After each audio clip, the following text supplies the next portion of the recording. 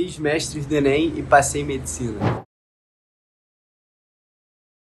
Fala pessoal, sejam muito bem-vindos a mais uma aula dos Mestres do Enem. Se você está estudando para o Enem, para vestibulares, ou talvez como reforço na escola ou na faculdade, tenho certeza que esse material vai te ajudar muito. Mas eu sei o que você está pensando. Primeira coisa que você faz quando clica num vídeo de 2 horas e meia. Será que vale a pena ver um vídeo de 2 horas e meia? Sendo que hoje em dia tem chat GPT? Tenho certeza que se passou isso na sua cabeça por alguma fração de segundo.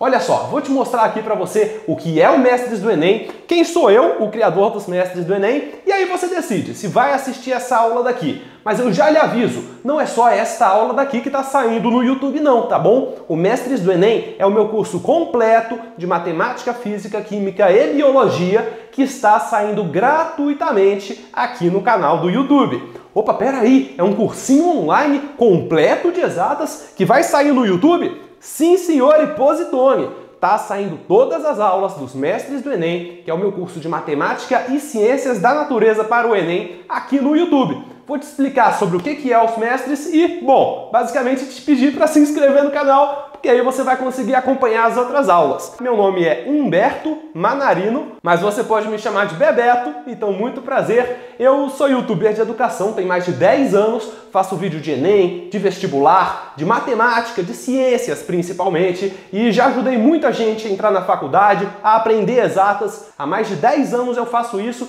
e em 2020 eu lancei o meu curso Mestres do Enem. Era um curso intensivo de matemática e ciências da natureza voltado para pessoas que tinham pouco tempo de estudo. Eu precisei, para fazer o Mestres do Enem, desenvolver um método de explicar de uma maneira mais intensiva, mais direto ao ponto, sem ensinar as besteiras de cursinho que são só enrolação, por isso que conseguiu ajudar muita gente, alunos pagantes. Foram mais de 30 mil alunos ao longo desses últimos anos. Então olha que especial você poder estar assistindo aqui de forma gratuita no YouTube, né? Já merece o seu like, já merece a sua inscrição, porque esse material custava R$1.000 por ano, só que agora está sendo liberado gratuitamente aqui para você. Mas peraí, Humberto, 2 horas e meia? Como assim 2 horas e meia é um curso intensivo?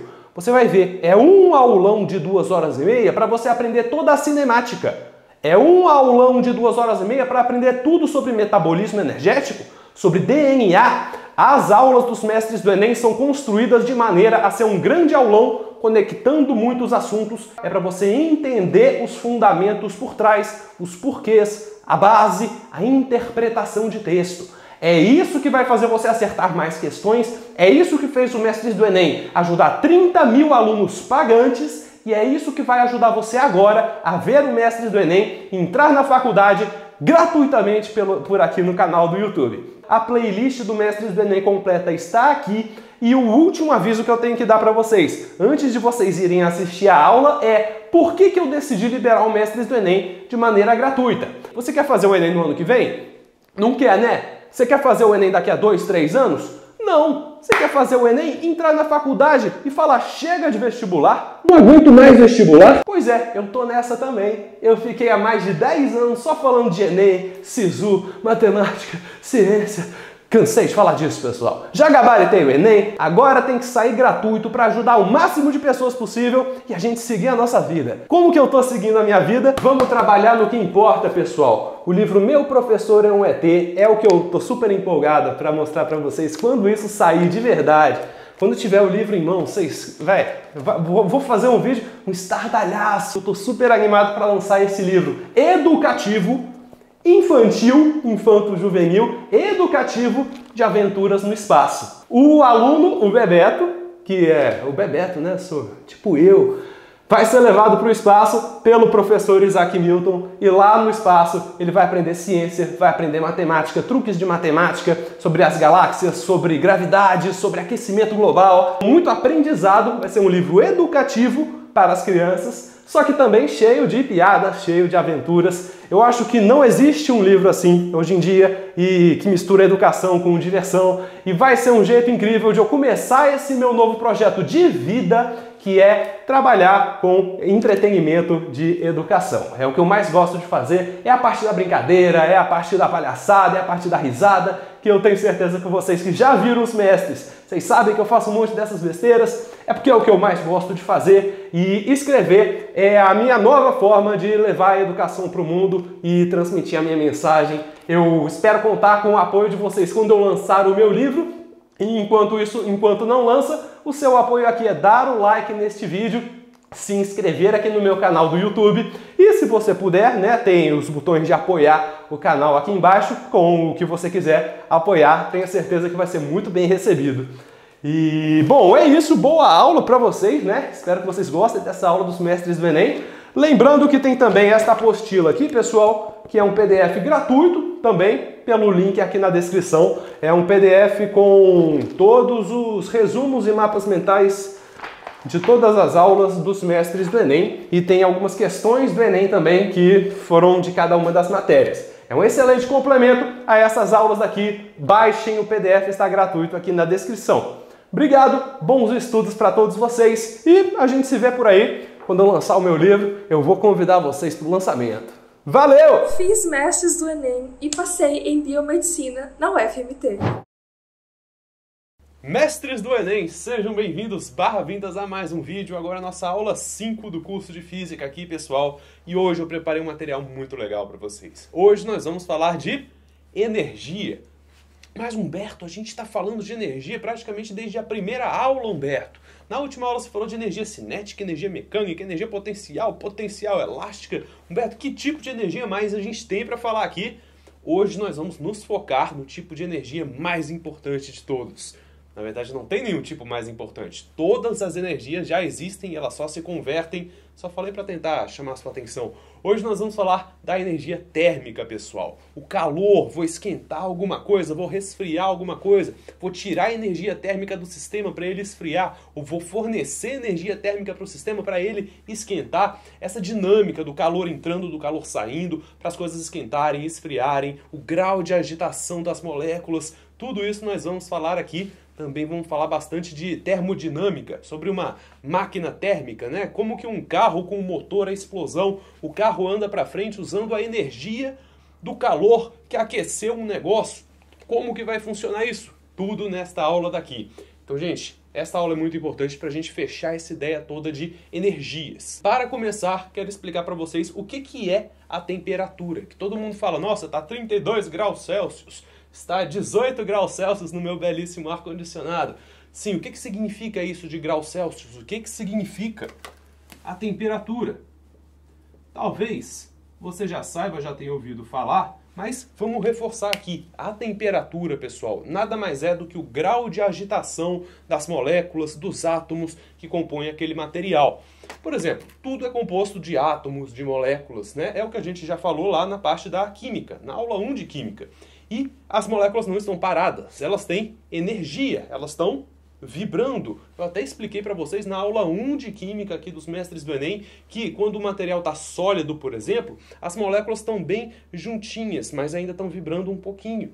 No estado líquido, elas já estão vibrando um pouco mais. No estado gasoso, basicamente você está rompendo as interações intermoleculares entre as moléculas e elas estão se dispersando, virando gás, ainda mais agitadas. Mas sempre vão ter energia, que é a energia da vibração dessas moléculas, dos átomos, que vai ser essa temperatura aqui. A gente vai entrar e eu vou explicar para vocês a diferença entre a temperatura em graus Celsius, por exemplo, e a energia térmica do material. São coisas diferentes, tá? Mas a temperatura basicamente é uma forma de medir esse grau de agitação das moléculas de um corpo. E por causa disso nós vamos começar essa parte da aula aqui explicando um pouquinho mais sobre temperatura. O que significaria falar, por exemplo, 30 graus Celsius, ou 212 graus Fahrenheit, ou 0 Kelvin. Talvez você já tenha visto algumas dessas unidades de medida aqui. O que significam essas unidades? É o que a gente vai ver nessa parte da aula. Vamos falar de escalas termométricas. São escalas que vão medir temperatura. Tem a escala Celsius, que é o que a gente mais conhece. Tem a escala Fahrenheit, que é usada lá nos Estados Unidos. Tem a escala Kelvin, que é uma escala muito especial, que eu já vou explicar para vocês porque que essa daqui é a mais importante de todas. Enfim, vamos começar com escalas termométricas. Que nem eu falei para vocês, pessoal, muitas coisas na física são coisas, digamos assim, arbitrárias. Não existia isso antes de eu estipular. Não existia o quilograma antes de eu dizer que, ok, isto daqui vai ser o quilograma. Não existia o metro antes de eu falar, ok, vamos estipular que isso daqui é um metro. É sempre uma coisa criada por nós, seres humanos. Não é algo que já existe. A gente cria um padrão, digamos assim, o metro é isso daqui, e para todo mundo o metro vai ser isso daqui, e aí eu conversando com você, como você sabe o que é um metro e eu sei o que é um metro, a gente vai estar falando da mesma coisa quando eu disser que o negócio tem 2,5 metros. Você vai saber, conseguir visualizar o que são 2,5 metros, porque todo mundo sabe o que é um metro. Mas o metro por si só não existia. A gente teve que criar a noção do metro, e isto daqui é o metro e ponto final. Da mesma forma, gente, nas escalas termométricas não existia já um grau Celsius. Tipo, o que é 1 grau Celsius? Você para e pensa, tá, 1 grau Celsius é quando está muito frio, provavelmente lá no sul. Tá certo, mas a gente teve que estipular o que é 1 grau Celsius, o que significa 1 grau Celsius.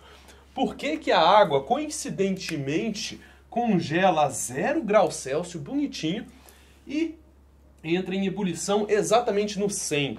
Não parece uma coincidência gigantesca que a água congela a 0 e entra em ebulição no 100? Caramba, né? A natureza é um negócio fenomenal, olha só que incrível.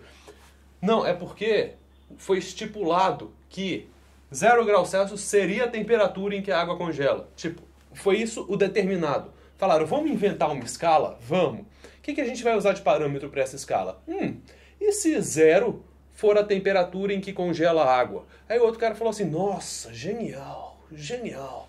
Aí disseram que é isso, não é coincidência. A água foi usada como parâmetro para dizer que o 0 graus Celsius é isso. E também o 100 graus Celsius foi o parâmetro para estipular, ó, 0 é isso, 100 é isso, temos a nossa escala de temperatura.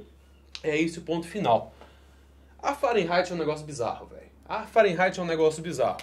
Equivale 0 graus Celsius, se eu disser 0 graus Celsius, seria a mesma coisa que dizer 32 graus Fahrenheit. E 100 graus Celsius é a mesma coisa que o 212, tá? São equivalentes. Eu já vou mostrar para vocês como converter de Celsius para Fahrenheit. Mas enfim, qual foi o parâmetro para a escala Fahrenheit? Tipo, tá bom, 32, mas o que seria o 0 Fahrenheit? O que seria um 0 graus Fahrenheit? E o que seria o 100 graus Fahrenheit, especificamente, né? Como surgiu a escala Fahrenheit? É muita brisa, é muita brisa. Eu procurei em vários lugares, cada lugar fala uma coisa diferente. Se você conhecer a história do Fahrenheit, por favor, coloca aqui nos comentários. A única coisa que eu encontrei foi o seguinte: o cientista estava lá, ele resolveu pegar uma mistura de água com um pouco de amônia numa concentração específica e falou, ok, o 0 Fahrenheit vai ser quando esse negócio congela. Tá bom, por que você escolheu esse negócio específico? Meu caro, não achei em lugar nenhum, tá? Então, se você souber a história do Fahrenheit, por favor, me explique. Mas, basicamente, Fahrenheit é uma escala estranha, em que a água congela a 32 Fahrenheit e a água evapora, entra em ebulição, na verdade, a 212 Fahrenheit.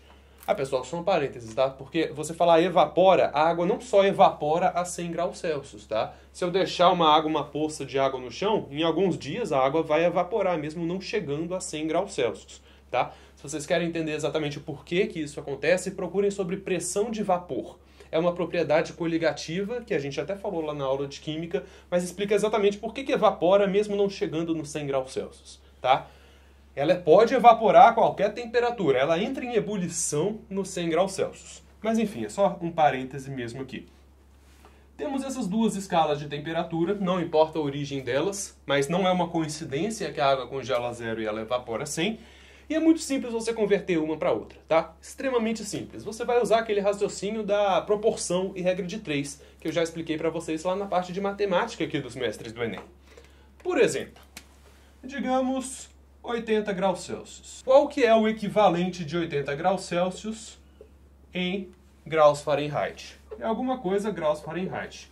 O que você vai fazer? Exatamente uma proporção. Olha só, você teria que memorizar, não precisaria converter, tá? Na hora da prova eles não vão te pedir para converter unidade de medida assim. Mas faz de conta que caiu. Você teria que fazer o seguinte: 100 está para 80, assim como essa distância está para essa distância. Percebe? O grandão está para o pequeno, assim como o grandão está para o pequeno. Ou você poderia até fazer: o grandão está para o grandão, assim como o pequeno está para o pequeno. Você acharia a mesma coisa. Mas é uma proporção. Você tem 3 valores e quer encontrar o quarto. É uma regra de 3, né? Não deixa de ser uma regra de 3. Qual que é esse comprimento aqui? De 0 até 100? É 100. Qual que é esse comprimento aqui? De 0 até 80? 80. Qual que é esse comprimento de 32 até 212? 180. É só subtrair, né? De 32 até 212 tem 180. Assim como isso daqui. É o que eu quero descobrir. Esse comprimento específico. Só isso. Aí você faz. Grandão está para o pequeno. 100 está para 80. Assim como o grandão, 180 está para interrogação. Isso daqui é uma proporção. Você pode fazer produto cruzado e você encontra o valor de interrogação. Então, basicamente, temos isso daqui. Eu passaria o 100 para lá dividindo. Então, eu iria dividir por 100. É só cortar 2 zeros aqui e 2 zeros aqui. Você acha que a interrogação é exatamente 18 vezes 8, que é 18 vezes 2, 36, vezes 2, 72, vezes 2, 144. Multiplicar por 8 é a mesma coisa que multiplicar por 2 vezes 2 vezes 2. Logo, os 80 graus Celsius são equivalentes a 144 graus Fahrenheit. Porque essa distância é 144. Você começou em 32, 32 mais o 144 dá 176. Aí sim, 176 graus Fahrenheit. É só uma proporção. Tanto está para tanto, assim como tanto está para tanto. Isso daqui você nem precisaria fazer no Enem, tá? Não esquenta tanto a cabeça com isso. Mas sempre que surgir uma escala de temperatura que você nunca viu, a ideia é a mesma. Tanto está para tanto, assim como tanto está para tanto.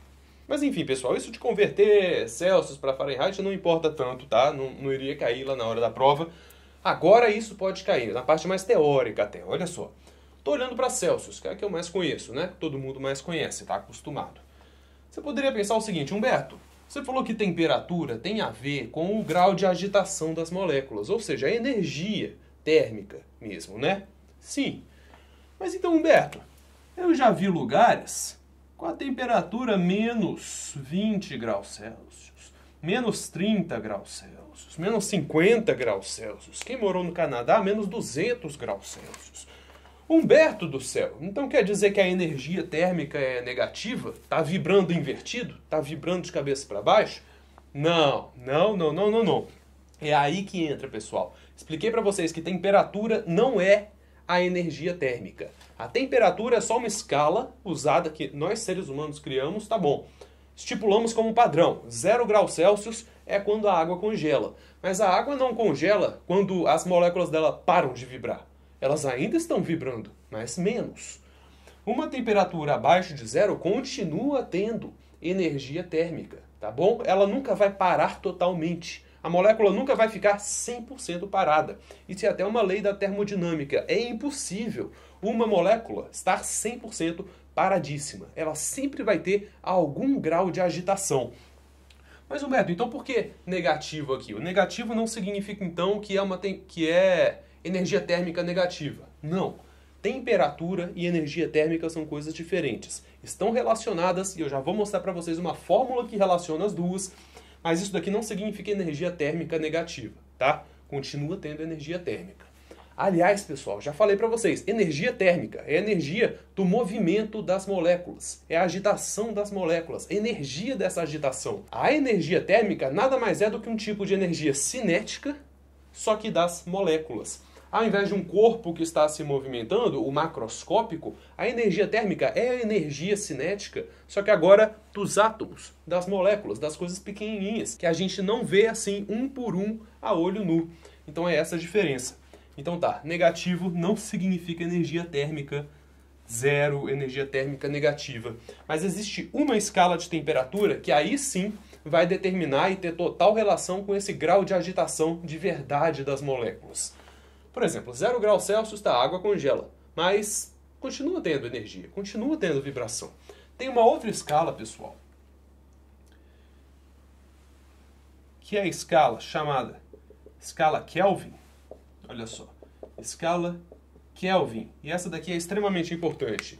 E a escala Kelvin determinou que o zero Kelvin, e repara que em Kelvin não é 0 grau Kelvin, tá? É só Kelvin. O 0 Kelvin, aí sim, seria a temperatura em que parou. Parou de vibrar. Não tem energia térmica nenhuma. Parou totalmente. Não dá para ir abaixo de 0 Kelvin. Não dá para vibrar de cabeça para baixo. Parou no 0 Kelvin. Tipo, existe uma temperatura em que os negócios param. Não dá para ir abaixo. Uai, Humberto, não existe uma temperatura abaixo de 0 Kelvin? É impossível. Pelas leis da termodinâmica atuais, a gente não encontrou nenhuma exceção, chegar abaixo de 0 Kelvin. Vocês lembram que eu falei para vocês da minha professora de física do 9º ano, a professora Anitta, a que chutou o chinelo e falou da força de atrito? Ela também estava falando do 0 Kelvin. Ela estava falando das escalas de temperatura e ela falou, o 0 Kelvin é quando chega, para. Ela tinha essa voz assim, ela era muito engraçada. Aí eu lembro que eu tive essa dúvida. Eu falei, professora, eu levantei a mão assim e falei, professora. E ela estava escrevendo no quadro. Ela falou, calma, eu já sei exatamente o que vocês vão perguntar. E era exatamente essa pergunta. Tipo, não dá mesmo, tem uma temperatura limite abaixo, assim, que não dá para passar dela. E sim, exatamente. É o 0 Kelvin, que equivale em graus Celsius, para ficar fácil da gente visualizar, a menos 273, alguma coisinha graus Celsius. O 0 Kelvin, que é quando para totalmente, é o menos 273 graus Celsius. E tem uma coisa importante, pessoal. Estou falando para vocês que o 0 Kelvin é quando para. Mas é impossível chegar ao 0 Kelvin. É impossível. Pelas leis da termodinâmica atuais, que a gente não encontrou nenhuma exceção até hoje, e que se provaram muito efetivas para explicar a realidade que a gente vive, é impossível chegar no 0 Kelvin. É possível chegar muito perto do 0 Kelvin, tipo 0,000000001 Kelvin? Já foi possível chegar a um valor muito próximo, mas parar, não. De jeito nenhum, tá? Porque especificamente não viria tanto ao caso aqui, mas é impossível chegar no 0 Kelvin. E uma coisa interessante, pessoal, é que a escala Kelvin aumenta exatamente como a escala graus Celsius aumenta. Pensa o seguinte, 0, 273. Se eu somar 273 aqui, eu vou chegar exatamente à temperatura em que a água congela. Tipo, é exatamente, 1 Kelvin é a mesma coisa que somar 1 grau Celsius. Somou 2 Kelvin, somou 2 graus Celsius. Somou 273 graus Celsius, somou 273 Kelvin. Então, sim, a água entra em ebulição a 373 Kelvin. É exatamente, somou 1, somou 1, somou 1, somou 1. Isso não é coincidência, não, tá? Foi feita essa escala exatamente para isso. Existe até uma outra escala que estabelece assim, ó. Que estabelece que o 0 é quando as partículas exatamente param, só que aí não soma 1 com Celsius. Eles fizeram meio que igual do Fahrenheit. Somou 1 grau Fahrenheit, vai somar 1 também a essa escala daqui. Mas ninguém liga para essa escala, porque ninguém liga para Fahrenheit. Só os Estados Unidos ligam para o Fahrenheit. Mas enfim, é essa a ideia, tá? 0 Kelvin não chega. Muito perto do 0 Kelvin? Ok, tudo bem. Não desafia as leis da natureza. O 000, não. E pelo fato de a escala Kelvin ser essa que estabelece que o 0 é isso, ela é muito mais usada, ela até é usada no sistema internacional para as fórmulas. Porque seria muito estranho numa fórmula que envolve temperatura, por exemplo, do nada aparecer um negócio negativo na temperatura. Tipo, imagina uma fórmula, sei lá, J, não sei o que é J, acabei de inventar, é igual a temperatura vezes uma constante vezes U. Acabei de inventar essa fórmula aqui. Vou patentear. JTKU. Não sei como é que eu decoraria essa fórmula. Enfim, seja lá o que for J, é igual a temperatura vezes uma constante vezes alguma outra coisa. Seria muito estranho para essa fórmula, tipo, a temperatura poder ser positiva ou negativa a depender disso daqui. Tipo, quando a água congela, o J vira negativo. Quando a água não congela, positivo. Seria muito estranho uma escala que arbitrariamente definir um negócio positivo e negativo. Por isso, nas fórmulas, a gente não vai usar JTK, sei lá o que é isso. Não iria usar essas escalas aqui, Celsius, Fahrenheit, em que existem temperaturas negativas. A gente usa a escala absoluta. É até o termo, a escala absoluta. 0 Kelvin é o que chamam de zero absoluto.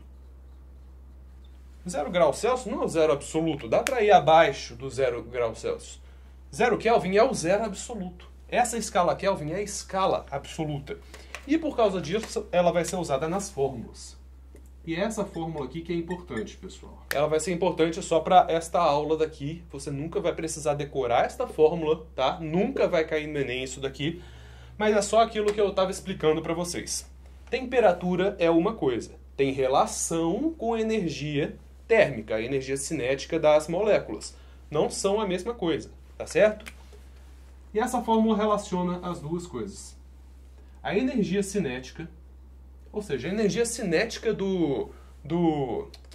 das partículas, né, que estão vibrando, é igual a 3 meios vezes uma constante, que eu já vou explicar o que é a constante de Boltzmann, vezes a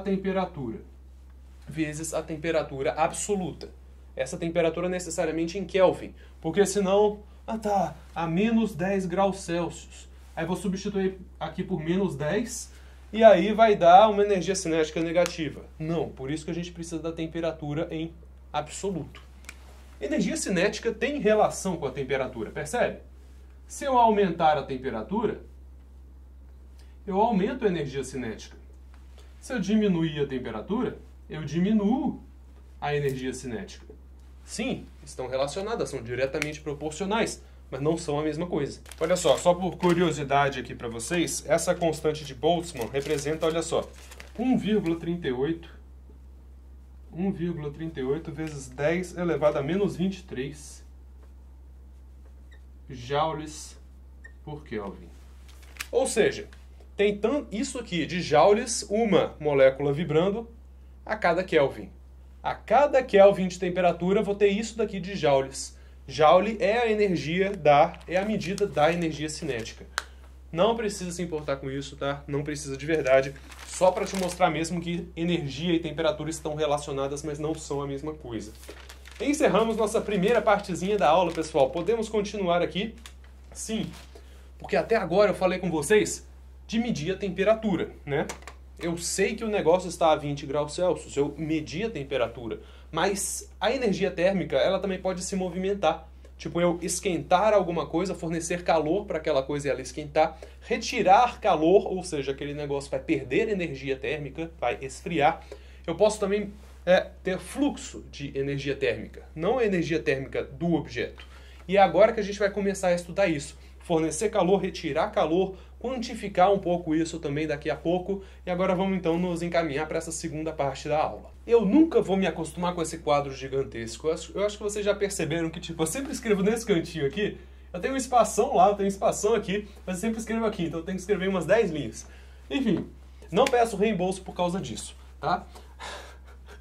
Já virou piada isso, não peço reembolso. Mas se você chegou aqui na aula 5, tá bom, pode pedir, mas não pede não, por favor. Enfim, pessoal, essa palavra aqui vai ser muito importante, tá? Calor. E eu acho que vale até a pena fazer um parênteses aqui para explicar muito bem isso. Eu procurei ao longo de toda essa aula até agora usar as terminologias certas. Percebe o que eu falei para você? Fornecer energia térmica para o sistema, retirar energia térmica do sistema. Fornecer calor, retirar o calor do sistema. Eu estou falando de fornecer energia térmica para esquentar o negócio. Estou falando de esfriar o negócio, tipo fornecer energia fria. Não estou falando de eu fornecer energia fria. Esfriar um negócio é tirar a energia térmica dele. Ou seja, as moléculas estão muito agitadas e eu tiro um pouco dessa energia cinética das moléculas para elas ficarem menos agitadas. Estou tirando a energia térmica do sistema, tá? E o calor vai ser a energia térmica em trânsito, em movimento. Tipo, você não poderia falar assim, essa molécula, enfim, deixa eu ver como é que era. Energia cinética era igual a 3 meios vezes o kT, né? 3 meios vezes o kT. Falar que aquela molécula ali tem tanto de calor. Você não poderia falar isso. para falar da energia térmica dela.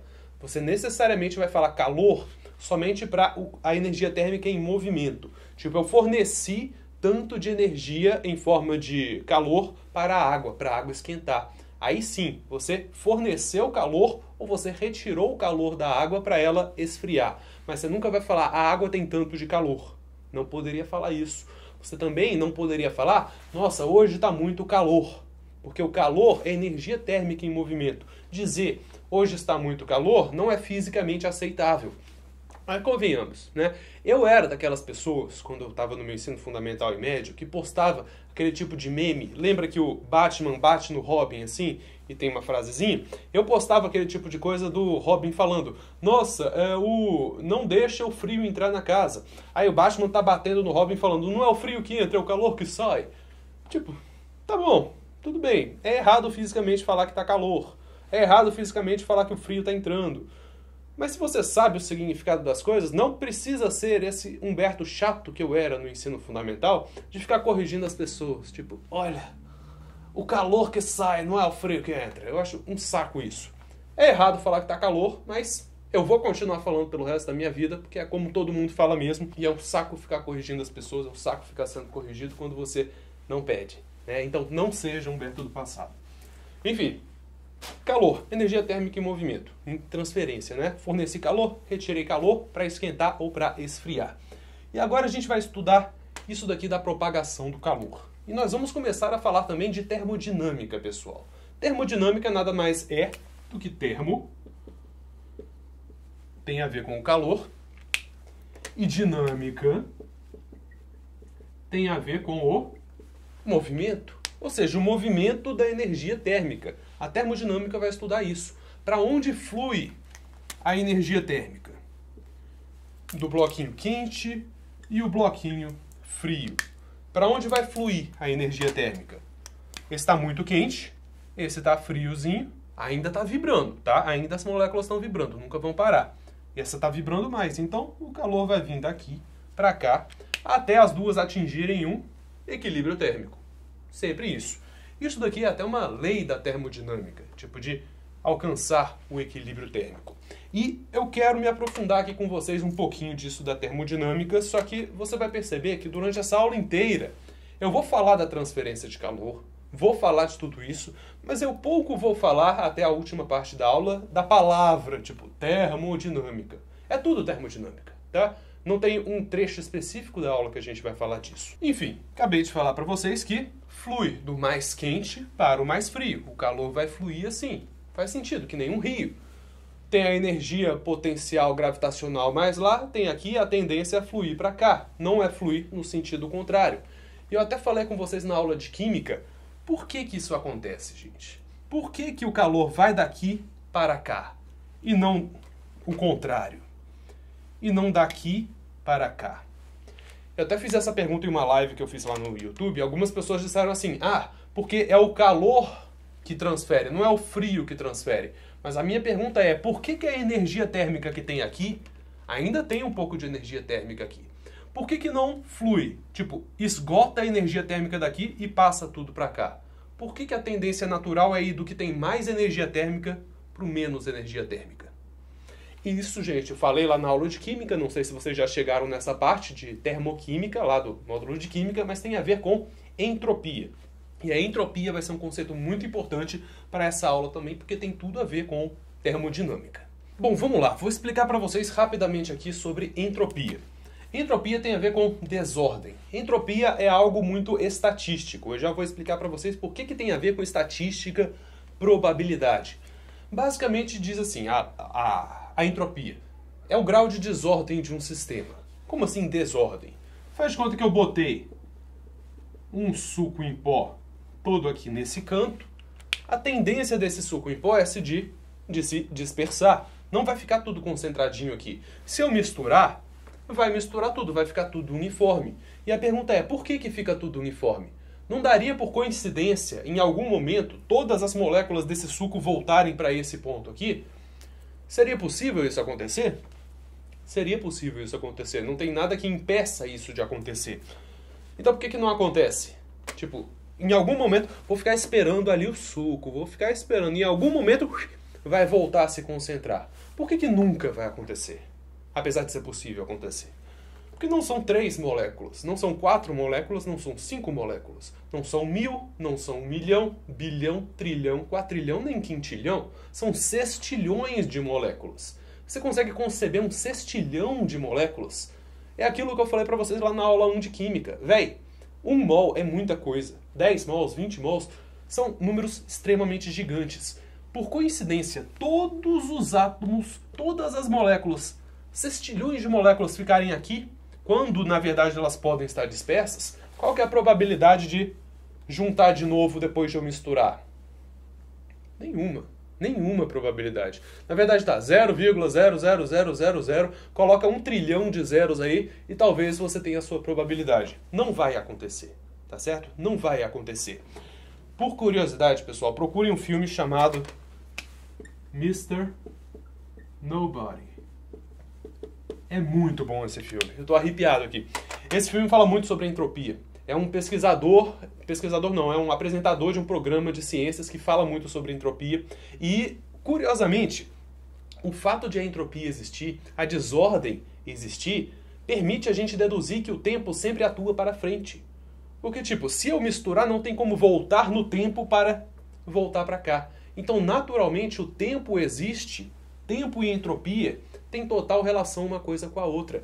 E por que o tempo vai para frente e o tempo não vai para trás? Se você conseguir encontrar essa resposta, você ganha o Nobel na hora, velho. Ninguém sabe por que o tempo vai para frente e não para trás. E nesse filme é muito bom porque brinca com a ida e volta no tempo, as coisas mudando no tempo. Tô arrepiado, porque é muito bom esse filme. Envolve muito esse conceito de entropia. Mas enfim, a tendência das coisas é a desordem. Da mesma forma, quando eu tenho um corpo muito quente, com as moléculas muito agitadas, e um corpo frio, com as moléculas menos agitadas, a tendência dessa energia é se desorganizar. Está muito organizado aqui. Está tudo concentrado aqui e muito pouquinho ali. A tendência dessa energia, pessoal, é fluir daqui para cá. É a lei do equilíbrio térmico. 2 corpos com temperaturas diferentes, se for permitida a troca de calor entre eles, vão atingir o equilíbrio térmico. E tem tudo a ver com esse conceito da entropia. Precisa ir do mais quente para o mais frio. Eu tô todo arrepiado aqui quando eu falei do Mr. Nobody. É muito bom esse filme. Muito bom. E agora eu vou falar da segunda lei da termodinâmica. A primeira eu vou falar ao final desta aula, que vai fazer muito mais sentido ao final. A segunda lei da termodinâmica diz o seguinte, que a entropia do universo vai sempre aumentar. A desordem do universo vai sempre aumentar. Eu posso, por exemplo, tentar organizar ali, gastar energia para organizar algumas coisinhas, mas somando toda a entropia das coisinhas que eu organizei com as coisinhas do meu corpo, a entropia vai sempre aumentar. A entropia do universo vai sempre aumentar. A tendência é chegar ao caos. Tipo, tudo ficar 100% desorganizado e não ser mais possível troca de calor, por exemplo. Troca de calor só tem a ver com quando um corpo está mais quente e o outro está mais frio. Quando todo o universo chegar ao equilíbrio térmico, acabou, velho. Acabou. Não tem mais diferença de temperatura para haver fluidez, para realizar trabalho, para nada. Vai ser a morte do universo, digamos assim, quando tudo atingir o belíssimo equilíbrio térmico. É uma das formas de o universo morrer. Pesquisa mortes do universo, é uma coisa legal para você de curiosidade. A segunda lei da termodinâmica fala isso, que a entropia do universo sempre vai aumentar. Tem uma coisa, um experimento mental, digamos assim, quando começaram a surgir com essa ideia de entropia, que a entropia sempre aumenta, tem sempre um desmancha-prazeres, né? Tem sempre um desmancha-prazeres. Aí a entropia, a ideia era basicamente o seguinte, tem algumas moléculas, né, na caixinha. Tem as moléculas dentro da caixinha. Nem todas as moléculas, naturalmente, estão com a mesmíssima energia térmica. Algumas estão mais rápidas, algumas estão mais devagar. Eu vou colocar as vermelhas como as mais rápidas e as azuis como as mais devagar. Tá? Aí, estavam com essa ideia de que a entropia é desordem e a desordem sempre aumentava.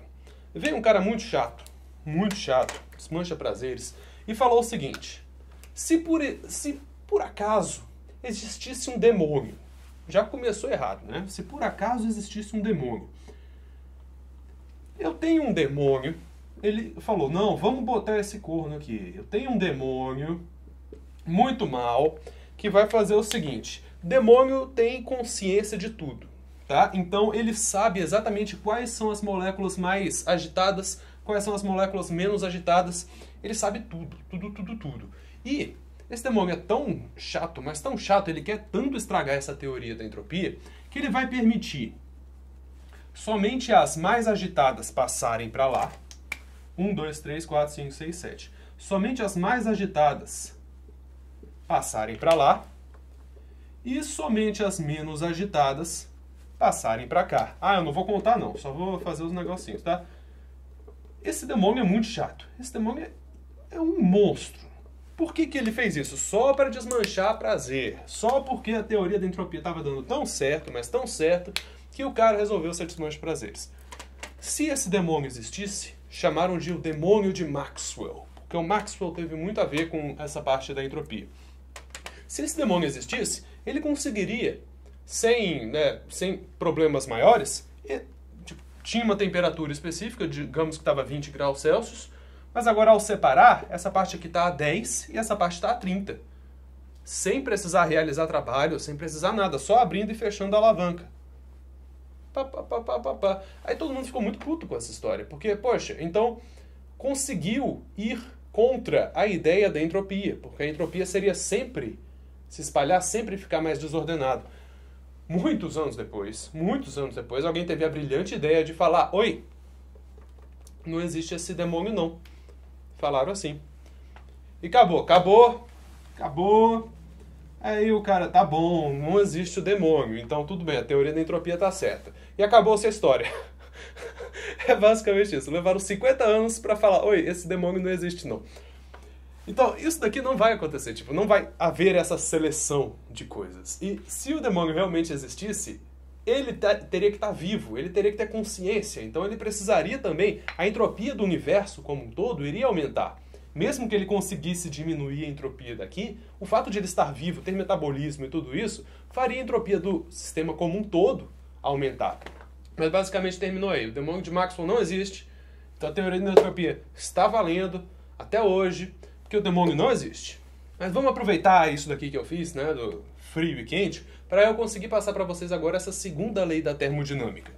A segunda lei da termodinâmica diz que a entropia vai sempre aumentar.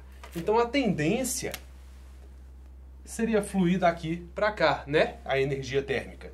Sim, essa é a tendência. Seria possível acontecer ao contrário? Seria, se eu, por exemplo, realizasse trabalho sobre isso. E ainda nessa aula eu vou explicar o que é realizar trabalho.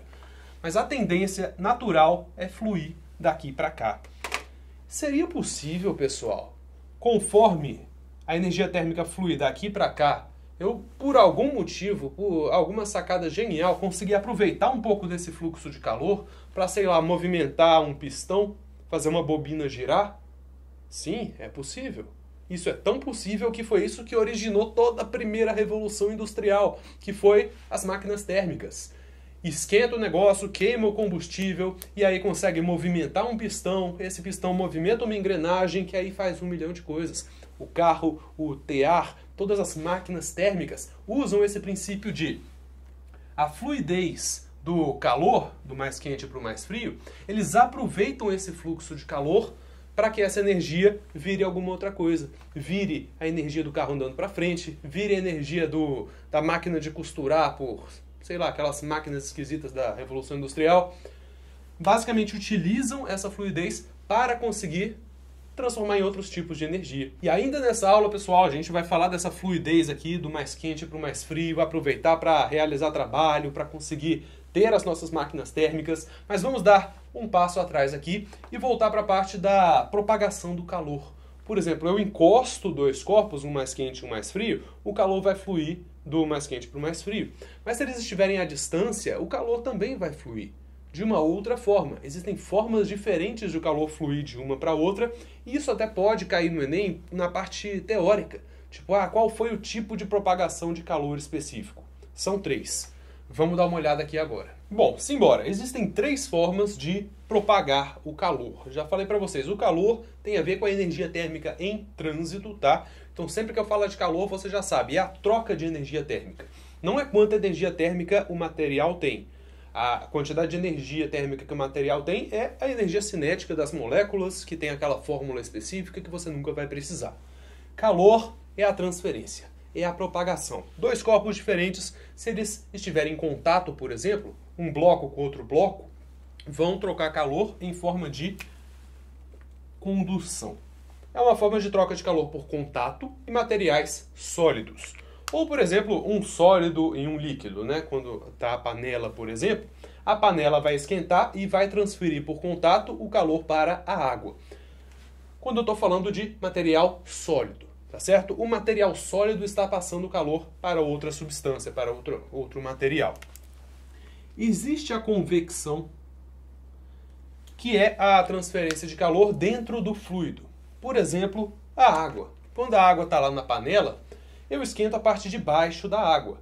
A parte de baixo da água vai subir, vai passar a parte mais fria, vai para baixo e vai virar uma corrente de convecção. Eu já vou explicar bem detalhado isso para vocês, até sobre a parte do ar-condicionado. Essas duas aqui são por contato. No caso da convecção, eu estou falando de fluidos. Não estou falando só de líquido, tá? Fluido tem a ver com líquido ou gás. E o dos sólidos é o contato do sólido com alguma coisa. Transfere por condução, convecção. A palavra convecção tem a ver com a parte das correntes. Correntes de convecção. Depois eu vou falar a parte da irradiação. A parte da irradiação é melhor deixar para depois. Isso daqui era um roupão velho que eu cortei, olha só que bonitinho. Minha mãe fez para mim, ela costurou, porque ela disse que o meu paninho antigo estava muito feio para apagar o quadro, que eu estava passando vergonha que o pessoal ia pedir reembolso. Eu falei, não mãe, não vão pedir reembolso por isso. Mas sei lá, né? Nunca se sabe. Enfim, estou esquentando, isso daqui é uma panela, tá? Pronto, muito melhor. Estou esquentando a panela com o meu foguinho. E aqui o que acontece com a água, pessoal? Eu não estou esquentando essa água uniformemente. Eu não estou esquentando... Ah tá, não tem água ainda, né? Pronto, agora tem. Não estou esquentando essa água de forma uniforme. Eu estou esquentando essas moléculas especificamente de água daqui. Estou esquentando essas moléculas de água daqui. O que acontece, pessoal? Tem uma coisa que a gente vai falar mais na parte de hidrostática, que já é a próxima aula, que é densidade. Posso até colocar aqui, olha só. Densidade é igual a massa sobre volume. Densidade é massa sobre volume. Você já deve até conhecer essa fórmula, né? É quanto de massa eu tenho em um certo volume. Densidade é isso, massa sobre volume. E o que acontece? A massa de um material não vai mudar se eu esquentar ele ou se eu esfriar ele. A massa do material é quanto de massa tem, né? Quão, entre aspas, pesado ele é. Eu boto entre aspas porque peso é outro conceito físico, etc. É quão maçudo esse corpo é. Mas se eu esquentar um material, vocês vão ver ainda nessa aula daqui, se eu esquento ele, ele dilata, ele expande, ele aumenta. Então, se eu esquentar um fluido, a massa vai se manter constante, mas o volume vai aumentar. Ou seja, o numerador mantém-se o mesmo e o volume, o denominador, aumenta. O que acontece quando eu pego uma fração? Eu mantenho o numerador e eu aumento o denominador. Eu diminuo o meu resultado. Logo, se eu aumento o meu volume, a minha densidade cai. Eu vou até escrever assim, ó, porque numa linha só fica mais fácil. Densidade é igual a massa sobre volume. Essa é a letrinha para densidade. Você pode ver D também, mas isso aqui é a letra grega Rho. Rho é igual a massa sobre volume. A massa vai se manter constante se o volume, sei lá, aumentar, duplicar, sei lá.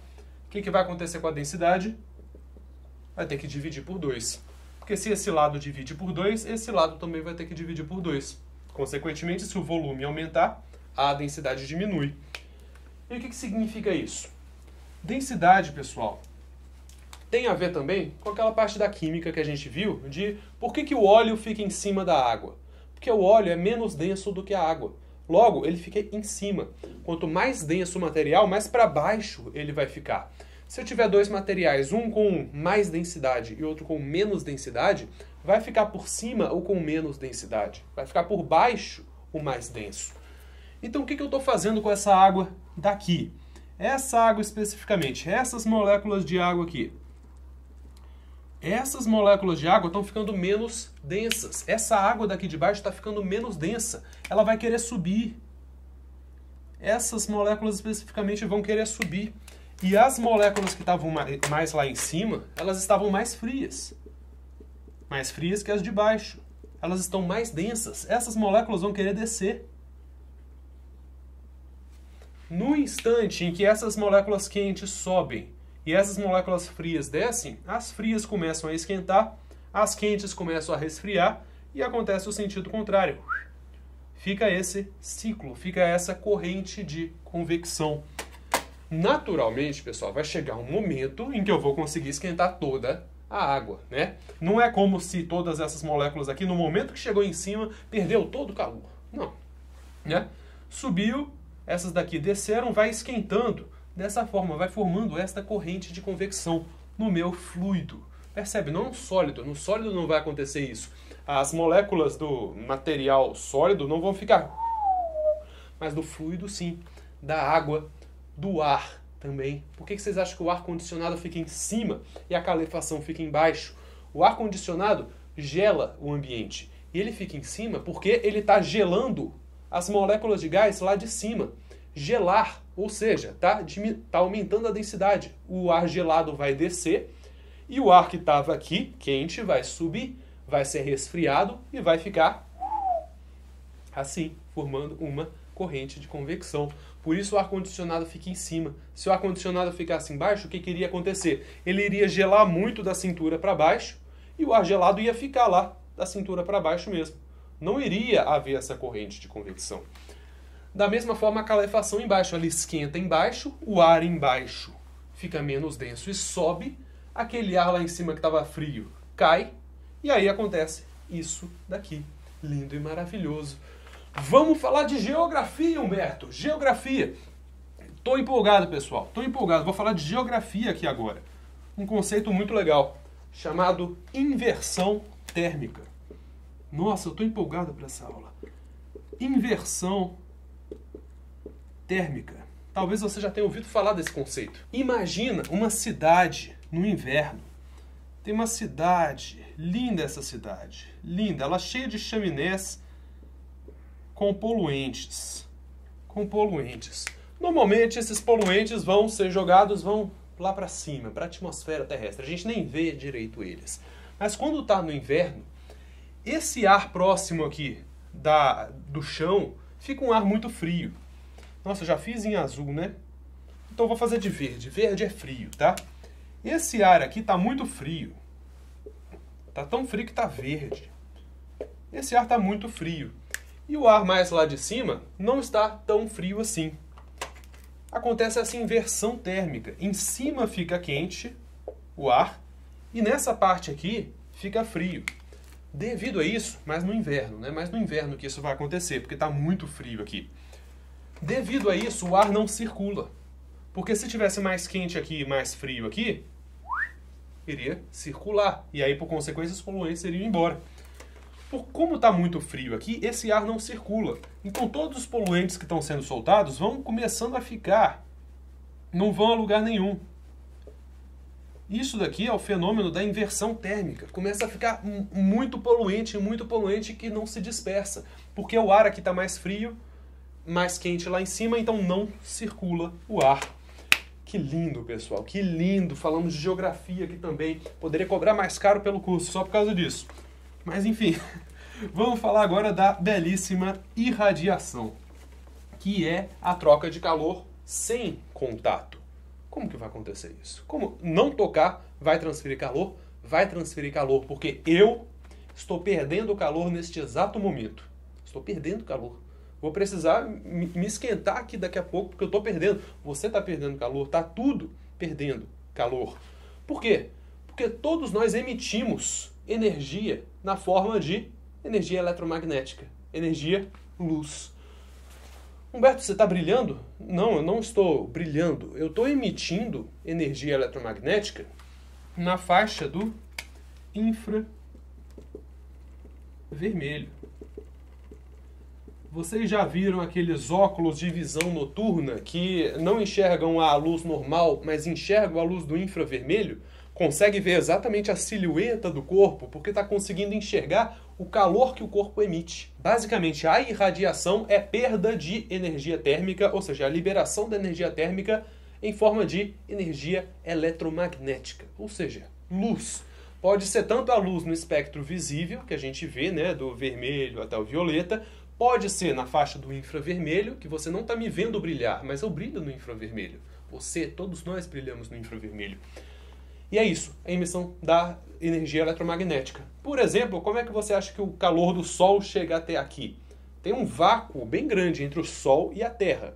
Ele não está esquentando um ar ao redor dele, aí esse ar está vindo na Terra, aí o ar mais frio da Terra vai para o Sol e a gente vira um grande panelão.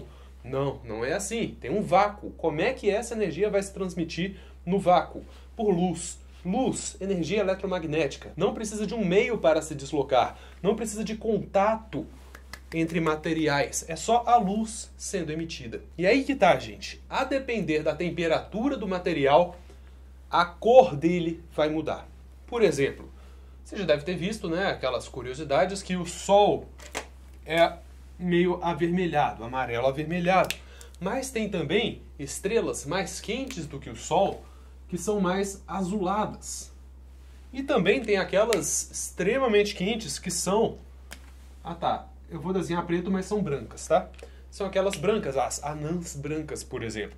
A depender da temperatura em que está, a cor que a gente vai ver vai ser diferente. E a gente nem precisa ir para tanto, tipo, as estrelas com temperaturas diferentes. A propósito, o Sol é uma estrela meio fria, tá? Para ela ser meio avermelhada, ela é meio fria. Estrelas azuis e estrelas brancas são absurdamente mais quentes. Mas tá, não precisa nem ir para tanto. Pega uma barra de metal. A barra de metal não está brilhando. Não, não está brilhando, porque ela não tem tanta energia térmica assim. Mas, se você esquentar muito a barra de metal, ela fica o quê? Vermelha, incandescente. Você consegue ver a energia luminosa sendo liberada. Aquela cor ali que ele está brilhando é energia luminosa. Não significa que a barra de metal não está emitindo energia eletromagnética na condição normal. Toda matéria vai emitir essa energia eletromagnética a qualquer temperatura, mas a gente só vai enxergar quando ela realmente estiver muito quente, que aí vai estar emitindo luz até na faixa do visível. E é até muito estranho isso, pessoal. É até muito estranho a gente parar para pensar como a gente é limitado. Humberto, do que você está falando? A gente só enxerga do vermelho até o violeta, velho. A gente só enxerga isso daqui, energia eletromagnética. Mas você consegue conceber quanto de coisa que a gente não está enxergando porque o nosso olho só consegue perceber luz do vermelho até o violeta? Depois do violeta tem o ultravioleta, tem os raios X, tem os raios gama, tem 1 milhão de outras coisas. Antes do vermelho tem o infravermelho, que a gente não vê, a gente precisa do material específico, lá dos óculos específicos. Tem o infravermelho, tem o quê? Tem as micro-ondas, tem ondas de rádio, tem ondas muito menores de comprimento, tem ondas muito mais energéticas do outro lado. O nosso olho, velho, é muito fraco. A gente não consegue enxergar quase nada. Então, para pensar o tanto de coisa que a gente não está enxergando no universo, só porque o nosso olho não consegue ver. Pra gente é invisível. Eu acho isso uma brisa muito louca, velho. A gente vai falar disso mais na aula de fenômenos ondulatórios, de ótica, né? Que a gente vai falar da luz, das propriedades da luz. E isso daqui é muito doido, velho. A gente só enxerga algumas coisinhas muito específicas, mas não significa que é só isso daqui que está existindo no universo. Eu acho isso muito doido. E só pra gente fechar essa parte da propagação do calor, imagina uma garrafa térmica. A garrafa térmica, ela quer fazer o quê? Impedir a perda de calor. Manter o que está quente, quente, e manter o que está frio sem entrar calor no sistema, sem entrar energia térmica. Vamos lá. O que é essa garrafa térmica? É muito louco. Ela tem um pouco de vácuo aqui. Ela tem um vácuo entre a parede interna e a parede externa. Por que o vácuo? Vácuo é ausência de matéria. E não tendo matéria, não tem contato. Não tendo contato, não vai ter transferência de calor por condução, nem por convecção. Ou seja, se o material está muito quente aqui dentro, vai esquentar essa parede interna, mas por condução não vai conseguir, não vai esquentar o ar aqui. Não tem ar aqui, é vácuo.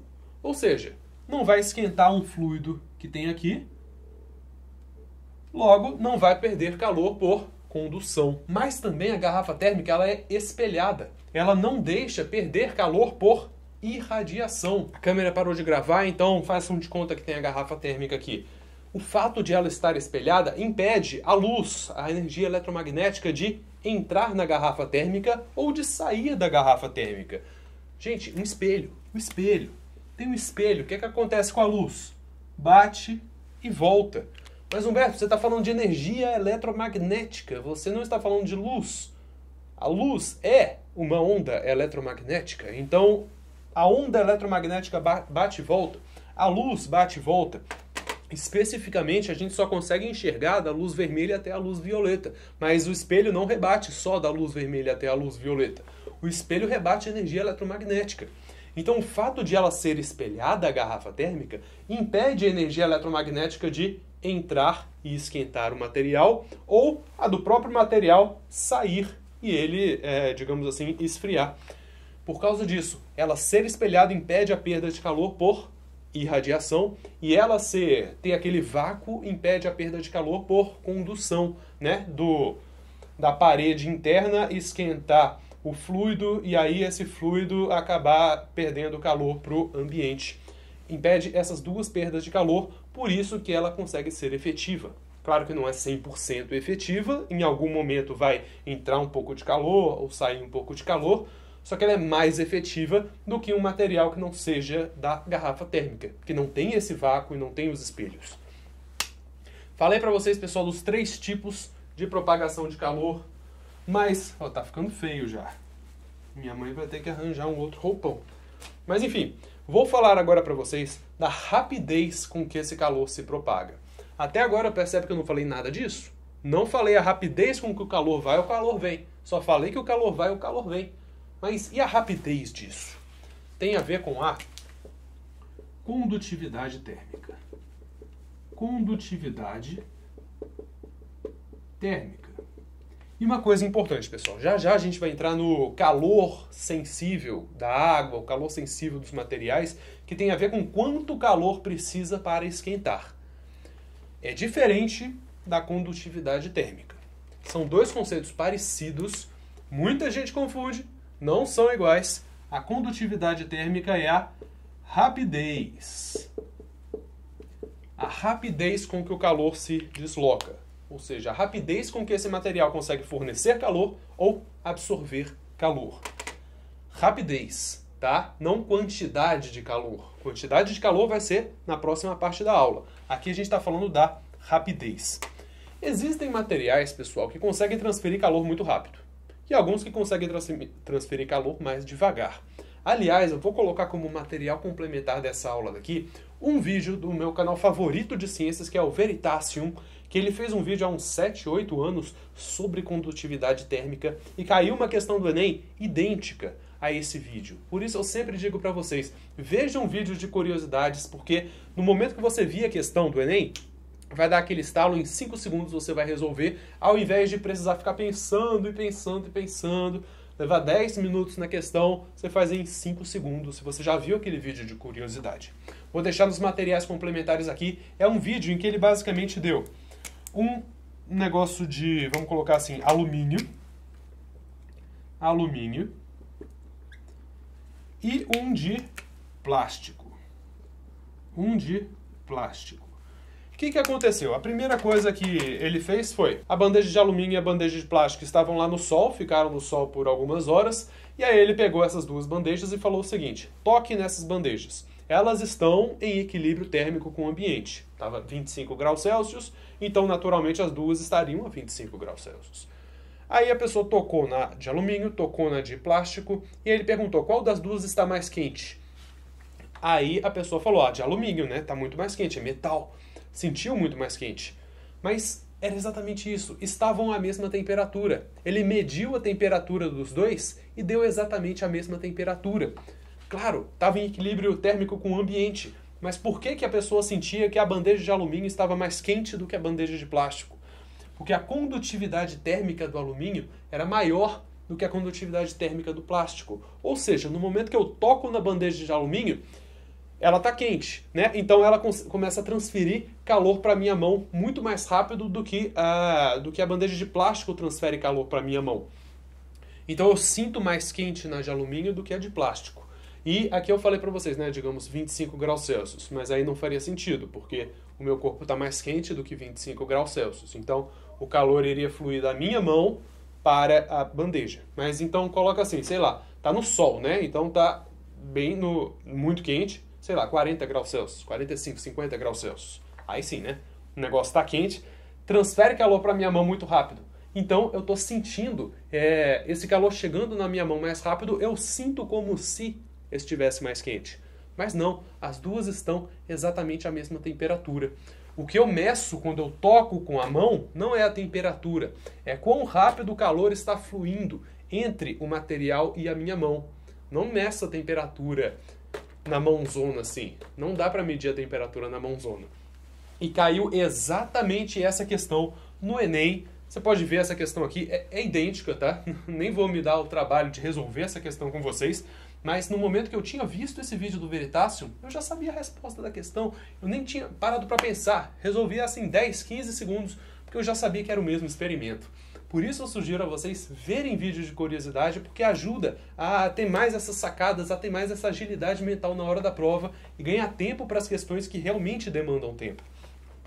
Mas enfim, a condutividade térmica tem a ver com isso, com a rapidez com que perde ou que ganha calor, tá? Não tem a ver com a quantidade de calor necessária para mudar a temperatura.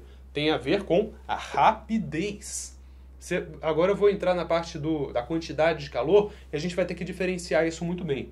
A condutividade e o calor sensível, o calor latente que a gente vai ver. Já é essa parte da aula? Deixa eu ver aqui. Eu acho que já é. Ah, não. Tem uma última questão que eu quero resolver com vocês, caiu no Enem 2018, que foi exatamente essa ideia de que todo mundo perde calor.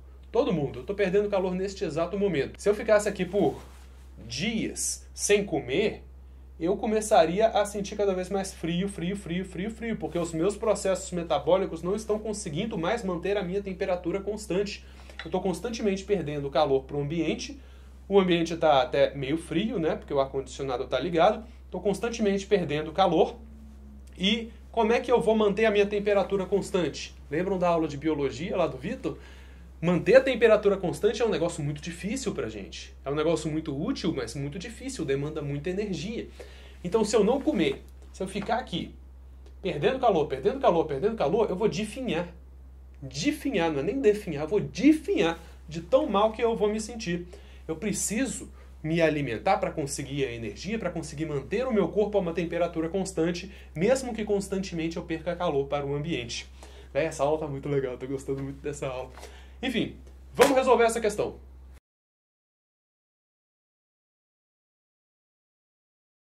Bom, essa questão era sobre aquela ideia de o frio entrar. Mas não é o frio que entra, é o calor que sai. Fisicamente está errado falar o frio entrar, mas pro jingle da musiquinha, pode falar isso? Pode. Não vamos ser chatos e falar a musiquinha está errada fisicamente. Galera chata que fica corrigindo as coisas. Mas enfim, se você sabe que o calor é perdido, não o frio que entra, tá ótimo, não precisa ficar sendo chato, né? O que o cobertor faz? Impede o calor que a gente está constantemente perdendo de se dispersar pelo ambiente. O cobertor mantém essa energia térmica que está saindo de mim ali juntinha de mim. Então eu não perco tanto calor, eu não vou esfriar, não vou sentir frio muito rápido. Ele vai manter esse calor aqui, ele vai manter essa energia térmica aqui sem perder muito para o ambiente. Se eu perder muito para o ambiente, eu vou sentir que está esfriando. O cobertor está mantendo aqui pertinho. Tanto que você sente, no momento que você se enrola no cobertor, está muito frio. O cobertor não vai te esquentar. O cobertor só vai impedir você de perder calor, tá certo? Então você se enrola, você começa a sentir muito frio ainda, mas com o passar do tempo, aquele seu calor que você estava constantemente perdendo vai ficar ali enroladinho em você e você não vai sentir mais frio, porque o seu próprio calor não está indo embora, está te esquentando. Da mesma forma a porta, né? Ela não vai deixar o calor sair. Não é que o frio entra, é que o calor sai. Depende só da perspectiva, né? Poderia falar o frio entrou? Fisicamente está errado. Mas faz sentido, né? Faz sentido. Fisicamente está errado. Não peço reembolso, porque eu falei que pode falar isso. Pode falar se não for na prova de física, tá? Agora vamos quantificar as coisas, pessoal. Já falei para vocês da condutividade, que não iria cair, tipo, numericamente tudo isso, tá? Mas pode cair bastante a quantidade de calor que é necessária para aquecer um material. Isso sim pode cair. Vamos resolver. Caiu uma questão no Enem 2019 sobre condutividade sim, tá? Mas é que não tem fórmula sobre isso, então eu vou deixar para explicar a parte de cálculos de condutividade lá na parte de resolução do Enem, que aí a gente já amarra tudo, beleza? Agora sim. A gente já sabe que eu posso fornecer calor para o material para ele esquentar, ou eu posso retirar calor do material para ele esfriar. Como que eu tiraria calor do material? Coloca ele em contato com um negócio mais frio, ele vai perder o calor, para sempre tentar atingir o equilíbrio, né? Quero esquentar o material, bota ele em contato com um negócio mais quente, aí vai atingir o equilíbrio. Mas então vamos lá. O calor sensível, pessoal, e já já a gente vai falar do calor latente também. O calor sensível tem a ver com a quantidade de calor que precisa fornecer ou retirar para mudar a temperatura. Tem a ver com variar a temperatura. O calor latente, que a gente vai ver, não tem a ver com variar a temperatura, tem a ver com mudar o estado físico do material. Do sólido para o líquido, eu preciso fornecer calor, sim, mas não tem a ver com a mudança de temperatura, tem a ver com a mudança de estado físico. Mas calma, uma coisa por vez. Vamos usar tudo que a gente já falou de física até aqui para deduzir a fórmula desse calor aqui, a quantidade de calor necessária para mudar a temperatura de uma coisa. A quantidade de calor necessária a gente coloca assim, o quê? Quantidade de calor necessária. Vamos deduzir. Se eu quiser variar mais a temperatura, eu vou ter que fornecer mais calor. Se eu quiser variar menos a temperatura, eu vou ter que fornecer menos calor. Então a quantidade de calor e a quantidade da variação de temperatura são proporcionais. Se eu dobrar a variação de temperatura, eu quero dobrar a variação. Ao invés de aumentar 10 graus Celsius, eu quero aumentar 20 graus Celsius. Vou ter que dobrar a quantidade de calor fornecido. Primeiro a quantidade de calor para aumentar 10, mais para aumentar os outros 10. Então, se dobrar, dobrou. Diretamente proporcional. E se eu quiser esquentar o dobro de massa de material? Quero esquentar 100 gramas. Precisa de tanto. Quero esquentar 200 gramas. Precisa do dobro. Então, também é proporcional à massa do material. Então, ele é proporcional à temperatura, variação de temperatura, tá? Muito cuidado, muito cuidado. Não é proporcional à temperatura, tá? Não é a temperatura dobrar ou a temperatura dividir por 2. É a variação de temperatura, tá? É proporcional à variação de temperatura, é proporcional à massa. Logo, a quantidade de calor é proporcional à massa vezes a variação de temperatura. Só juntei esses dois, né? É proporcional a um, é proporcional ao outro, logo é proporcional ao produto dos dois. Só que é diferente a quantidade de calor que eu preciso fornecer para a água, ou para um diamante, não sei porque diamante foi a primeira coisa que me veio na cabeça, ou para o plástico, ou para sei lá o que. Cada material vai precisar de uma certa quantidade diferente de calor. Cada material vai ter a sua constante, que vai ser o calor específico daquele material específico. O calor é proporcional à massa vezes a variação de temperatura, mas ele é igual a massa vezes a variação de temperatura vezes a constante de cada um dos materiais. O calor específico da água é um, o calor específico do diamante é outro, o calor específico do plástico é outro, do alumínio é outro. Então, para eu saber a quantidade de calor que eu preciso fornecer para esquentar, sei lá, 1 grama de água, 1 grama em 1 grau Celsius, da água vai ser uma quantidade, do alumínio vai ser outra, do plástico vai ser outra. Por isso que precisa dessa constante aqui. Cada material vai ter uma constante diferente. Esse daqui é o que chamam de calor específico.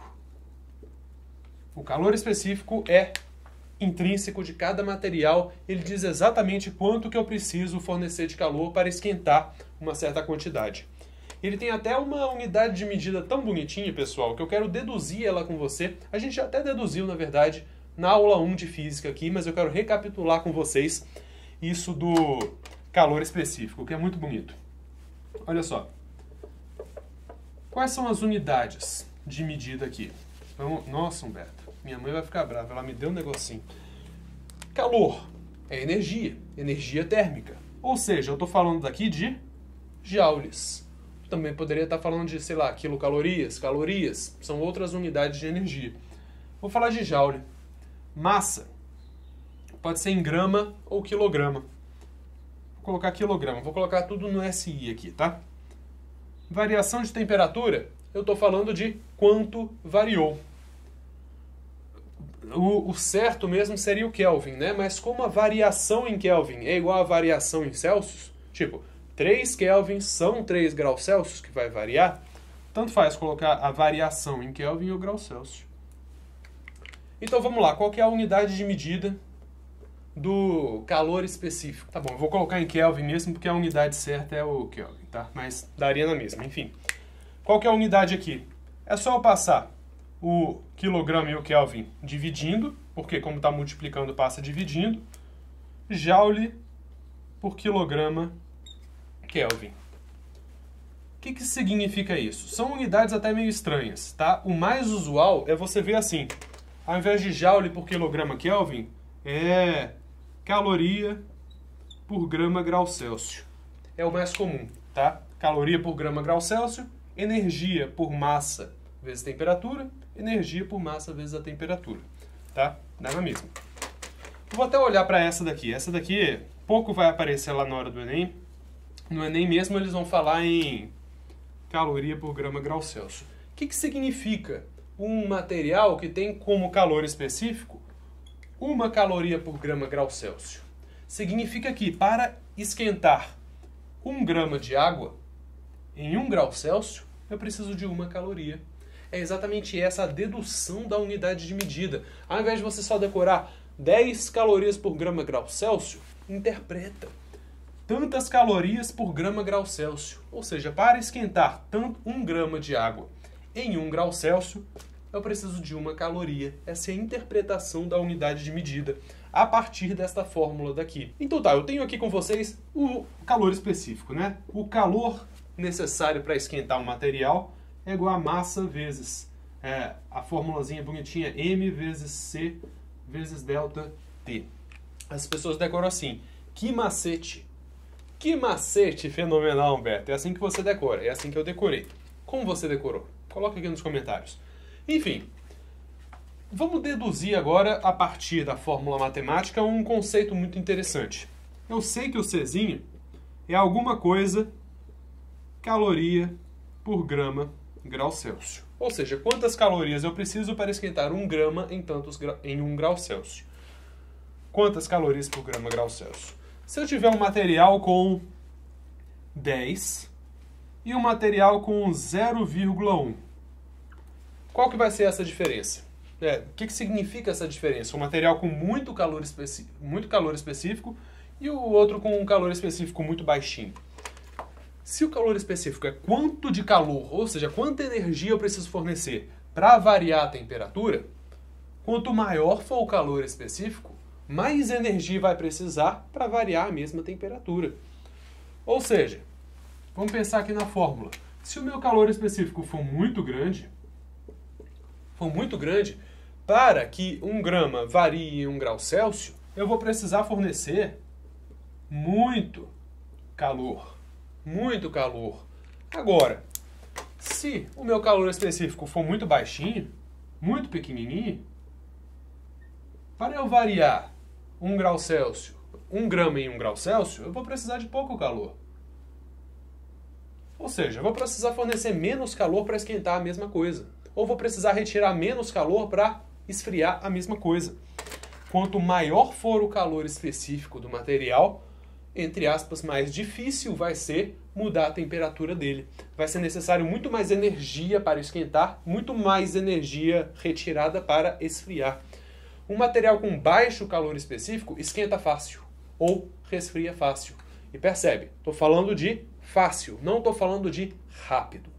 Rapidez é condutividade térmica, não tem nada a ver com isso daqui. Estou falando de quantidade de energia agora. Um material com baixo calor específico precisa de pouca energia para esquentar e pouca energia para resfriar. Perder pouca energia para resfriar. Não estou falando de rapidez aqui, tá? É essa a diferença. Calor específico tem a ver com a quantidade de calor necessária. Condutividade térmica tem a ver com a rapidez com que flui o calor. Percebe a diferença? Importante. Então é isso, pessoal. Que nem a gente viu lá na aula 1 de Biologia com o professor Vitor, a água tem um calor específico muito alto. Ou seja, precisa de muita energia para esquentar a água e precisa tirar muita energia para a água esfriar. Como a gente precisa manter o nosso corpo a uma temperatura constante, é muito útil a gente ter muita água no corpo. Corpo humano 70% água, mais de 70% água, exatamente por causa disso. Se a gente fosse feito de, sei lá, alumínio, como é que a gente iria conseguir, né, manter a nossa temperatura constante? Seria muito mais difícil. Precisamos de um material que tenha um altíssimo calor específico. O calor específico da água especificamente é 1, tá? Não é 10, não. É 1. O de outros materiais é 0, alguma coisa. De quase todos os materiais é 0, alguma coisa. O da água é muito grande, tá? 1 é uma coisa muito grande para calor específico. Mas enfim, por isso que nós temos muita água. Isso ajuda a gente a manter a nossa temperatura constante. Mesmo que perca um pouco de calor, mesmo que absorva um pouco de calor, nossa temperatura se permanece. E tem um outro conceito, pessoal. Isso de quantidade de calor necessária para esquentar, que talvez vocês vejam, tá? Então é bom a gente falar aqui, mas é idêntico, tá? É idêntico ao calor específico, só que, percebe, o calor específico entra numa fórmula junto com a massa. Tipo, massa, calor específico e variação de temperatura. Você percebe que é meio chato ficar fazendo isso sempre, né? Porque, tipo, tenho sempre que dizer pra você, 200 gramas de água, 300 gramas de água. Eu tenho que dizer a massa da água e o calor específico da água para você fazer o cálculo. Mas e se fosse um material, tipo, um material de massa constante? A água... Opa! Te dei esse negócio aqui, lindo, pra você, presente pra você. Não, vou te dar o velho. Esse, o paninho velho. Toma, é um presente pra você. Por admirar tanto as minhas aulas. Muito obrigado. Enfim, dei isso daqui pra você e eu digo pra você que isso precisa de uma certa quantidade de calor pra esquentar, uma certa quantidade de calor pra esfriar. Tô te dando, toma de presente. Seria muito chato você sempre ter que fazer o cálculo. A quantidade de calor para esquentar esse negócio é a massa dele, você vai lá sempre, bota na balança, vê a massa, vezes o calor específico desse negócio aqui, vezes a variação de temperatura. Seria chato ter que ficar medindo a massa sempre. Por isso eles chegaram a uma brilhante conclusão de, para objetos que já têm a massa constante mesmo, juntar esses dois bebês aqui. Ao invés de falar massa e o calor específico, eles falam a capacidade térmica. A capacidade térmica. Porque agora, ao invés de eu ter que calcular a massa e jogar na fórmula, eu já digo, a capacidade térmica disso é tanto. Pronto, acabou. Percebe? Só para facilitar, só para a ideia. Mas é a mesma coisa. Se a capacidade térmica desse negócio for muito alta, eu preciso de muito calor para esquentar, preciso tirar muito calor para esfriar. Se a capacidade térmica desse negócio for muito baixa, qualquer coisinha vai fazer ele esquentar, qualquer coisinha vai fazer ele esfriar. É o mesmo princípio do Czinho, só que agora eu já estou considerando o objeto. Aquele objeto tem a capacidade térmica específica. Se for um outro objeto de mesmo material e uma massa diferente, tem outra capacidade térmica. Porque a capacidade térmica junta a massa e o calor específico. Só formalidade mesmo, chatice, não precisaria, tá? Mas, vamos continuar.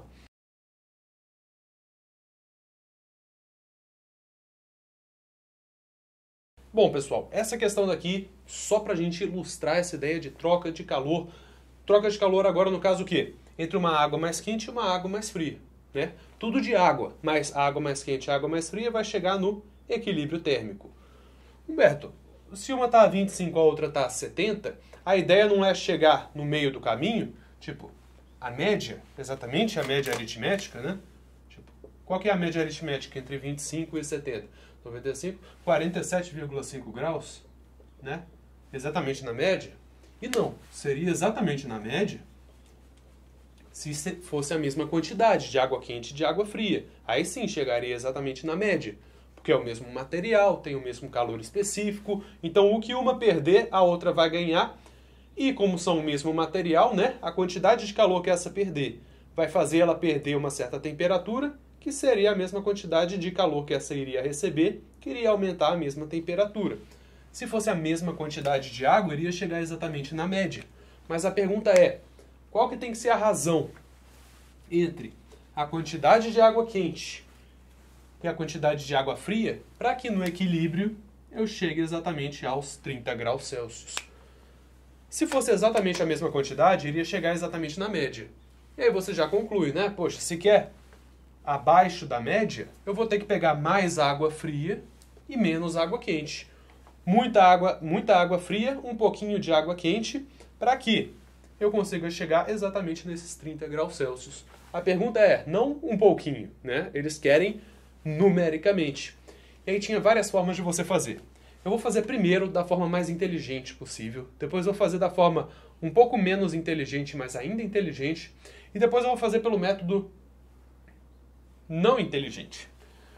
Enfim, qual que é o método inteligente? Pessoal, a água fria tem que aquecer 5 graus Celsius, de 25 para 30, né?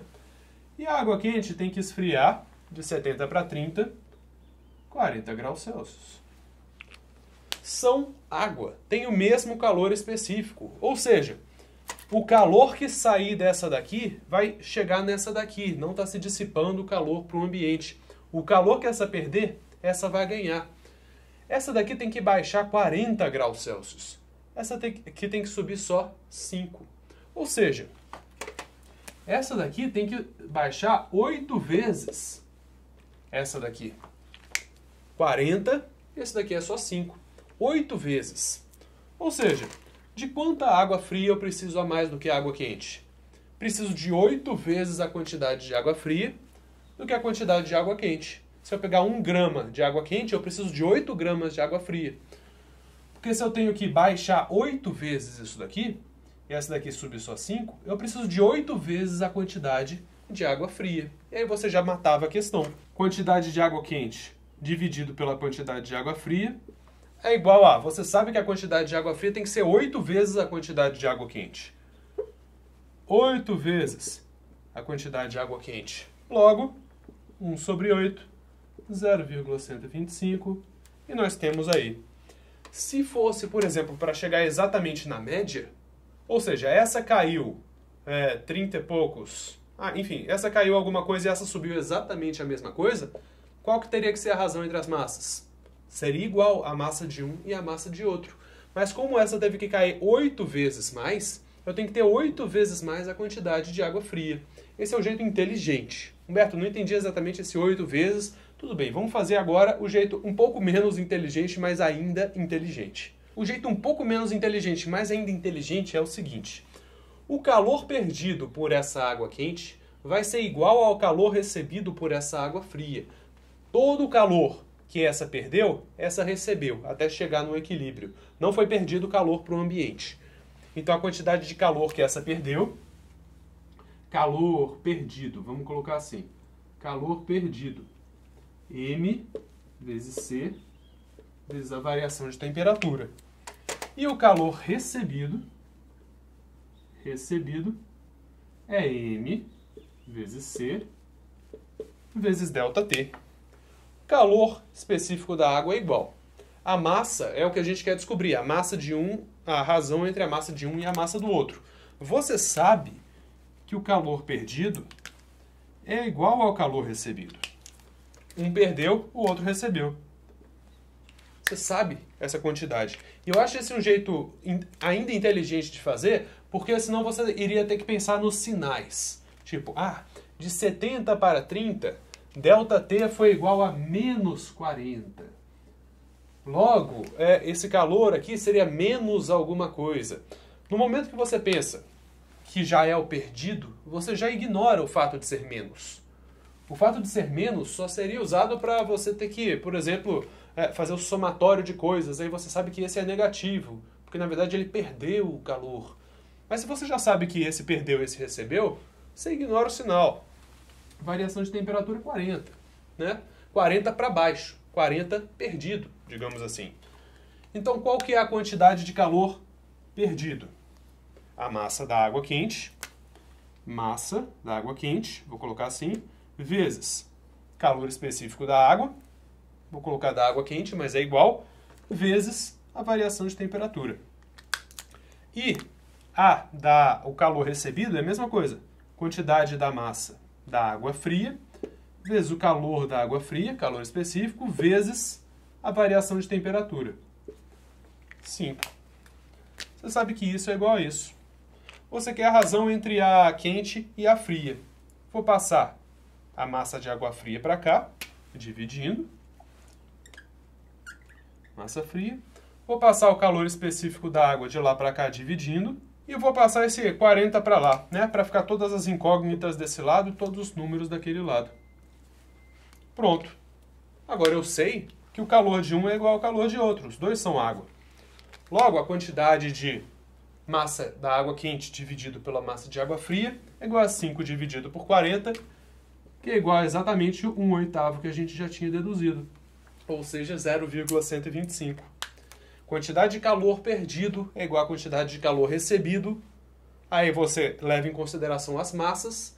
Aí você faz exatamente MC ΔT igual a MC ΔT. Pode ignorar os sinais, porque você já está considerando que é perdido. E aí você encontra o seu resultado.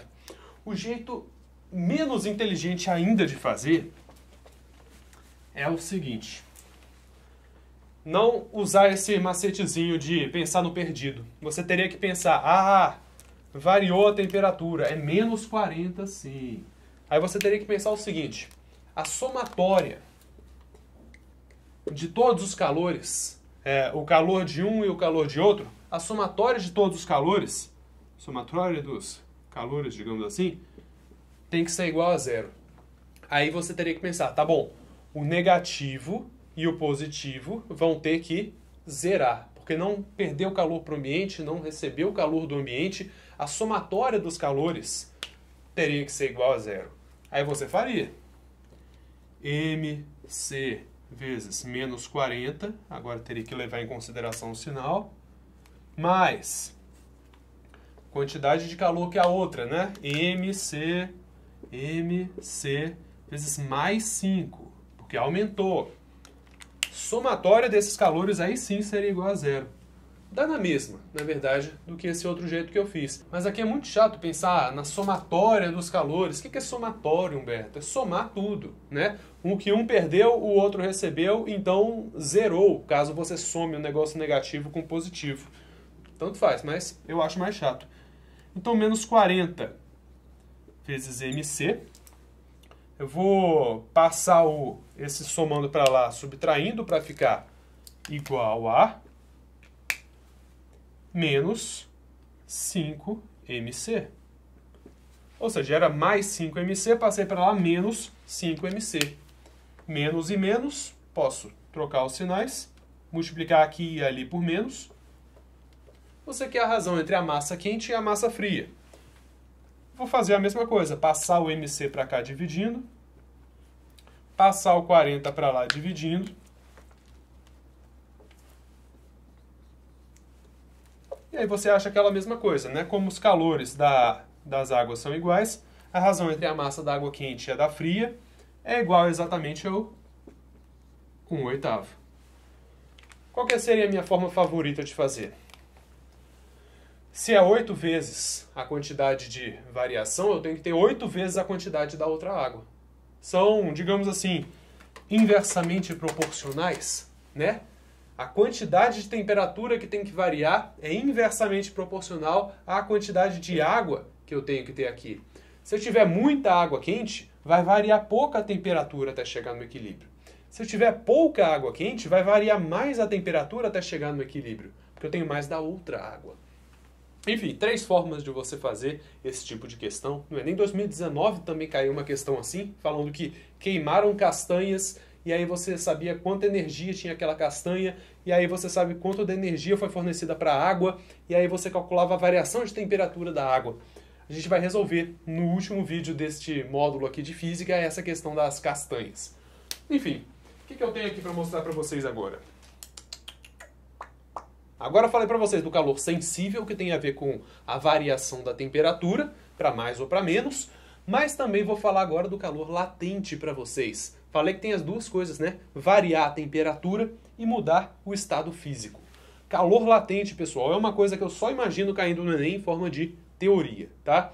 Não entraria muitas fórmulas, mas se cair, é a mesma coisa que do calor sensível. A diferença é que no calor latente, a gente está fornecendo calor não para variar a temperatura, para mudar o estado físico. Mas, Humberto, um gelo derretendo, olha só que artista, um gelo derretendo não está esquentando? Tipo, estou fornecendo calor aqui, estou fornecendo energia térmica, estou colocando calor nesse sistema. Não estou esquentando o gelo? Não. Aí que tá a brisa. Faz de conta, por exemplo, que eu tinha um gelo a menos 10 graus Celsius. Menos 10 graus Celsius. Aí, comecei a fornecer energia para ele até o gelo chegar a 0 graus Celsius. Aí tudo bem, eu estou esquentando o gelo. Estava a menos 10 até chegar no 0. Mas esse ponto é muito importante. Porque agora só vai começar a esquentar quando esse gelo tiver virado água. O calor que eu estou fornecendo agora para esse gelo a 0 graus Celsius é um calor para derretê-lo. O que está acontecendo é o gelo a 0 graus Celsius está virando água a 0 graus Celsius. Gelo a 0 graus Celsius está virando água, H2O, a 0 graus Celsius. O mesmo 0 graus Celsius. A diferença é o estado físico. Então eu estou fornecendo energia não para mudar a temperatura, e sim para mudar o estado físico. Aí você para e pensa, tá bom, Beto, mas essa água a 0 graus Celsius não vai esperar todo o gelo derreter para começar a esquentar. E sim, tudo bem, faz sentido. Ela vai começar a esquentar. Tipo, estou esquentando tudo, essa água vai começar a esquentar enquanto o gelo ainda está derretendo. Mas o ponto é, para passar de gelo para água, gelo a 0 para água a 0, não ocorre variação de temperatura. Começou a derreter a água, derreter o gelo, aí sim, essa água vai começar a esquentar, vai ter a ver com o calor sensível. O calor latente tem a ver apenas com a mudança de temperatura, tá certo? Da mesma forma, água a 100 graus Celsius, água líquida a 100 graus Celsius, para virar vapor de água a 100 graus Celsius, entrar em ebulição, não muda a temperatura, 100 graus Celsius, 100 graus Celsius. No momento que chega a temperatura limite para mudar o estado físico, o calor que vai ser fornecido vai ser para mudar o estado físico. Vai ser um calor latente. Não vai ser o calor para esquentar a água. E é por isso também que quando você está com a panela lá no fogo, no momento que a água começa a ferver, você diminui um pouco o fogo. Porque o que estava acontecendo? Até chegar no ponto de ebulição, você precisou fornecer temperatura. Não, fornecer energia térmica, fornecer calor. Você precisou fornecer esse calor e aí a água chegou na temperatura de ebulição, chegou nos 100 graus Celsius. E aí o que vai acontecer? Se você fornecer mais calor, deixar o fogo alto mesmo, você só está fazendo a água evaporar. Esquentar a água não vai mais fazer diferença, já chegou na temperatura limite. Então eu só vou baixar o fogo para que aquele fogo ali só consiga manter a temperatura a 100 graus Celsius. Porque senão eu estou gastando fogo à toa para fazer a água que está a 100 graus Celsius líquida e virar vapor. E por que eu quero isso? Eu quero a água líquida, bem quentinha ali para fazer meu macarrão. A água virar vapor não vai me ajudar de nada. Então por isso que eu baixo o fogo para que eu consiga só manter a temperatura. O calor que a água perder para o ambiente, eu vou fornecer um pouquinho lá na forma de fogo para manter a temperatura dos 100 graus Celsius e não gastar gás à toa, né? Basicamente não gastar gás à toa. É só isso, pessoal. Calor latente é isso. Não muda a temperatura na hora da mudança do estado físico. tá? Talvez você precise da fórmula? Não, acho que não, mas tá. O calor é igual a massa vezes o calor latente. Calor latente é tipo calor específico para mudança de temperatura, só que para mudança de estado físico. Tem o calor latente do gelo virando água, tem o calor latente da água virando gás. Então, é uma constante, tá? Eles vão te dar essa constante caso seja necessário. A quantidade de calor é igual a massa do material vezes a constante desse material.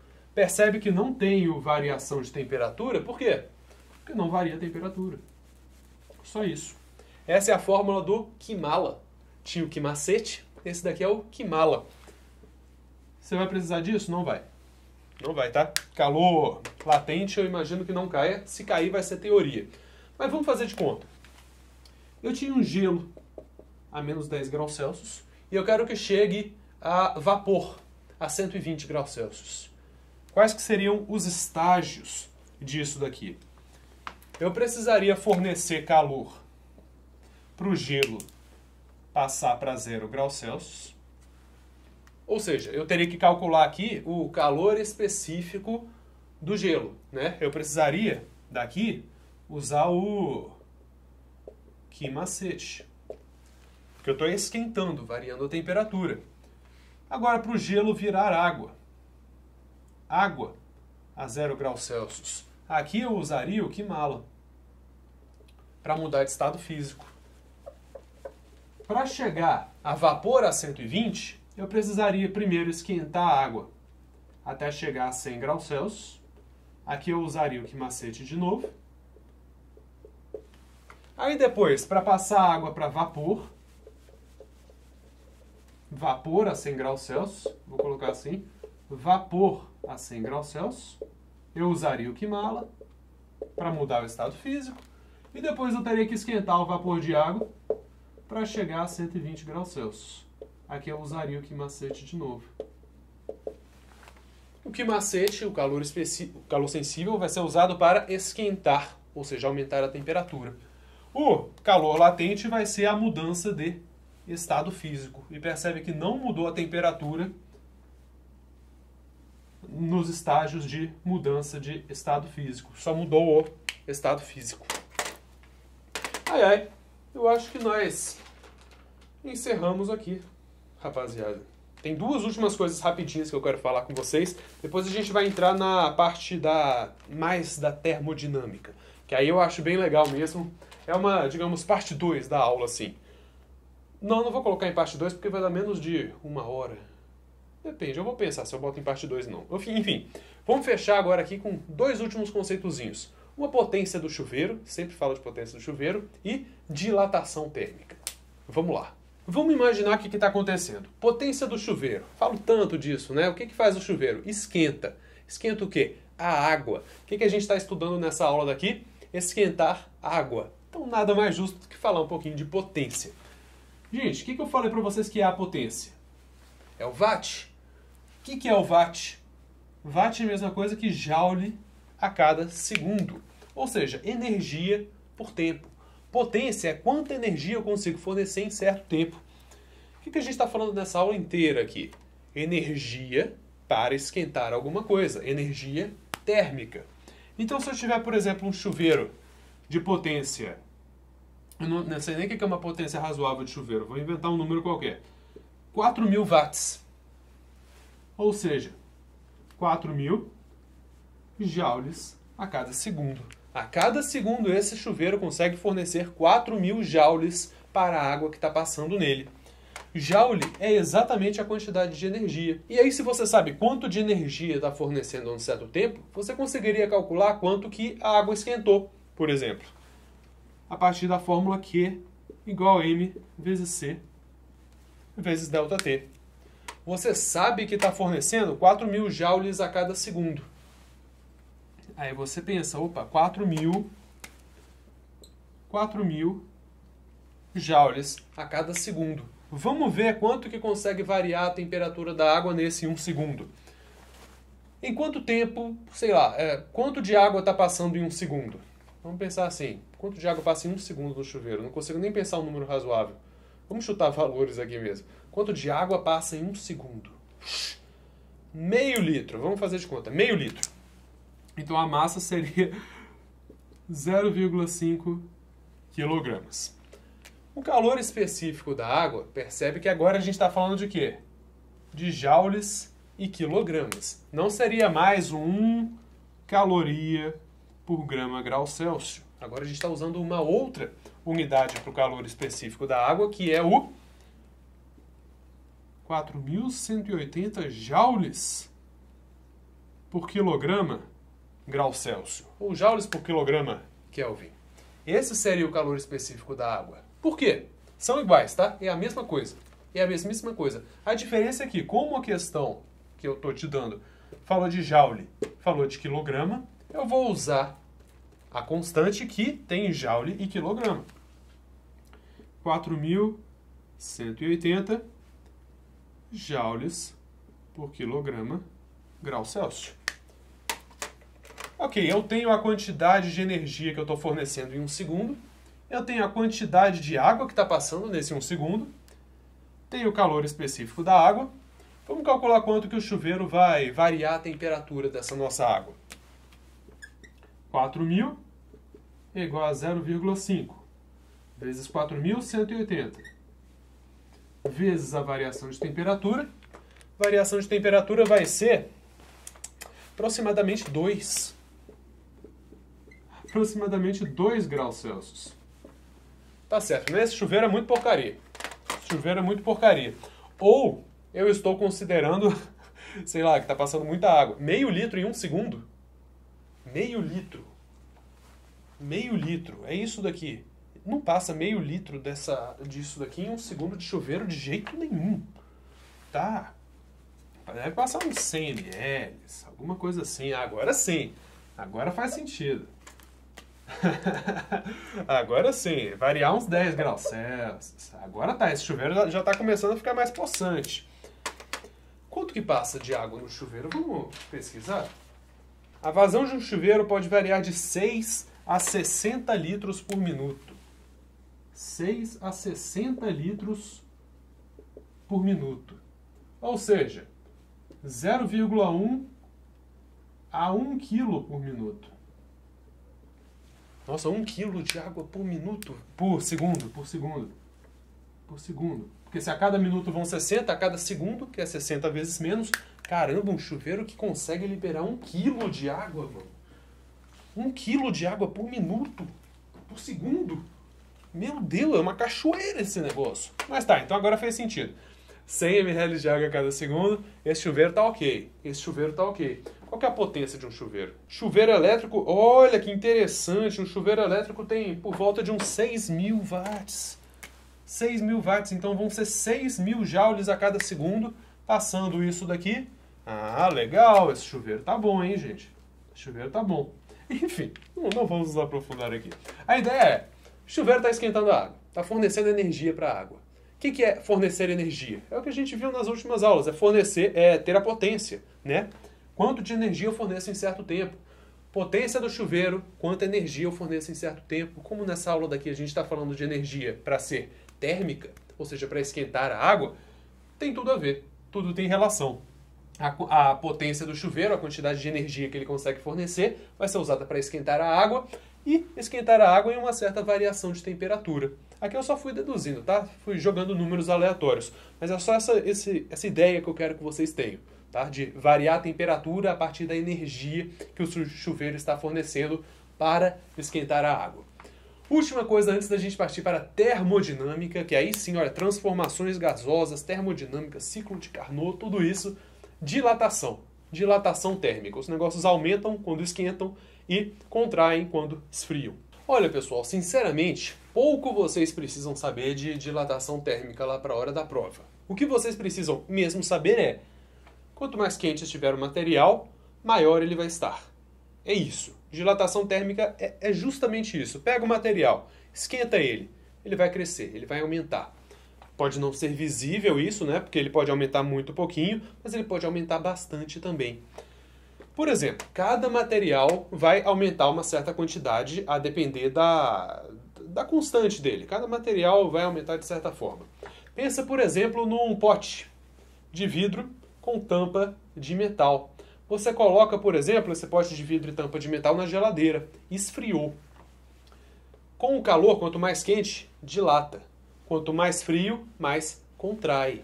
Só que o metal tem uma constante de dilatação maior do que a do vidro. Ou seja, ele contrai mais e ele expande mais.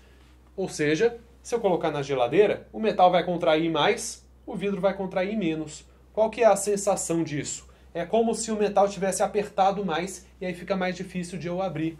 O que eu posso fazer? Posso colocar de fora da geladeira, eu posso esperar um pouquinho, esquentar um pouquinho ele, que aí o metal vai expandir mais do que o vidro e aí vai ficar fácil de eu abrir.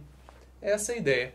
Se eu esquentar o negócio, ele expande. Se eu resfriar o negócio, ele contrai. A depender do material, eles expandem mais e contraem mais, ou expandem menos e contraem menos.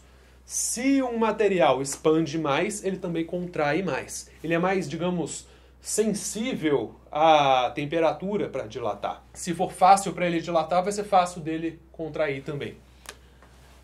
É só isso que você precisa, tá? Não precisa das fórmulas de dilatação, mas tudo bem. O negócio frio está contraído, eu esquentei o negócio, ele literalmente aumentou de tamanho. Nossa, que pontaria, Humberto.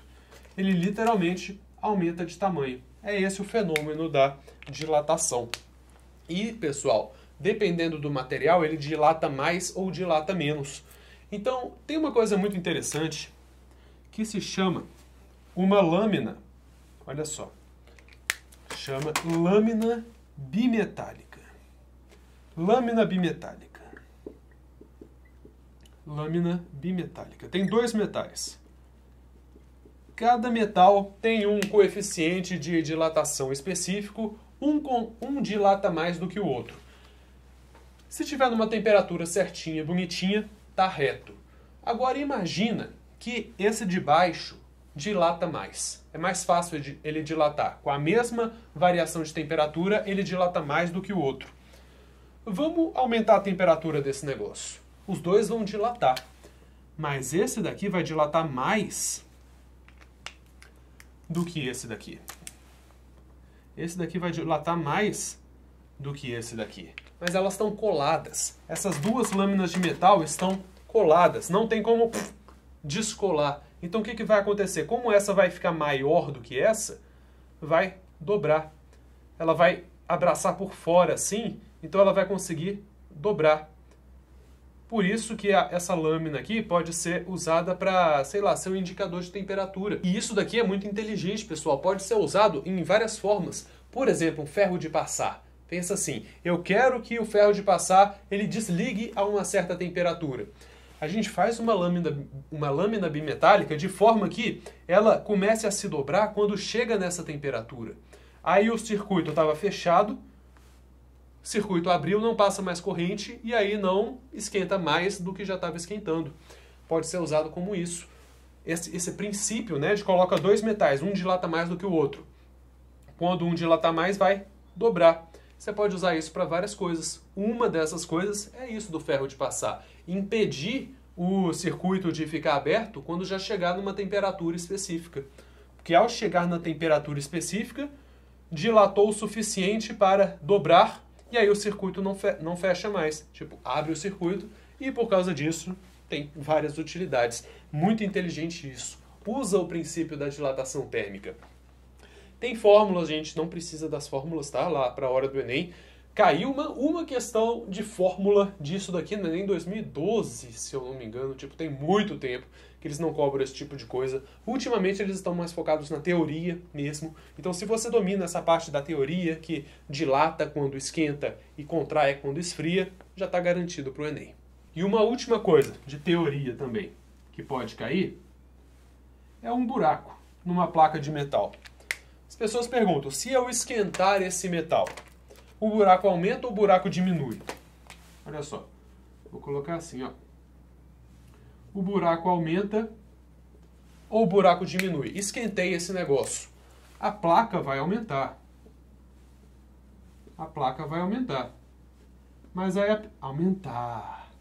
Aí a pergunta é, esse buraco vai aumentar, vai diminuir ou vai ficar do mesmo tamanho? ele vai aumentar. Ele vai aumentar. Tudo vai aumentar. Tá certo, pessoal? Tudo vai aumentar. O buraco nessa placa também vai aumentar. Você pode parar para pensar assim, por que que isso acontece? Pensa num anel. Pensa num anel. Um anel nada mais é do que uma placa com um grande buracão. O que que vai acontecer? Vamos cortar esse anel e pegar ele comprido assim, tá? Vou esquentar esse anel. Ou seja, vou esquentar esse negócio aqui, ele vai ficar um pouquinho mais largo e um pouquinho mais comprido. Ele vai dilatar nas duas dimensões, né? Então ele vai ficar um pouquinho mais largo e um pouquinho mais comprido. Mas quando eu fechar de volta na forma de anel, o buraco vai ter aumentado também. Você consegue visualizar assim. Então se eu esquentar uma placa bidimensional, o buraco também vai aumentar. Se eu esquentar um objeto tridimensional com um furo dentro, esse furo também vai aumentar. É sempre o mesmo princípio, tá? Só isso que você precisa mesmo de dilatação. Eu acho, rapaziada, que eu vou encerrar esta primeira parte da aula aqui. E agora, na parte 2, a gente vai falar um pouquinho de transformações gasosas, de termodinâmica, de realização de trabalho, de energia interna, porque é importante, apesar de não cair tanto no Enem assim. E olha só porque não iria cair tanto do Enem, não estou falando para você não assistir essa parte. Sabe por quê? Porque se eu não explicar isso, vai ficar uma lacuna, você não vai ter entendido o calor de todas as perspectivas possíveis, então você poderia ser pego desprevenido lá na hora da prova. Mesmo que provavelmente não caia uma questão específica de, sei lá, ciclo de Carnot. Eu vou explicar ciclo de Carnot aqui, porque é uma forma de você visualizar energia térmica, realização de trabalho, energia térmica da molécula, né, da energia cinética dela. Todas essas relações são importantíssimas. Então, por causa disso, pessoal, vamos encerrar essa primeira parte aqui. Na parte 2 a gente fecha com chave de ouro.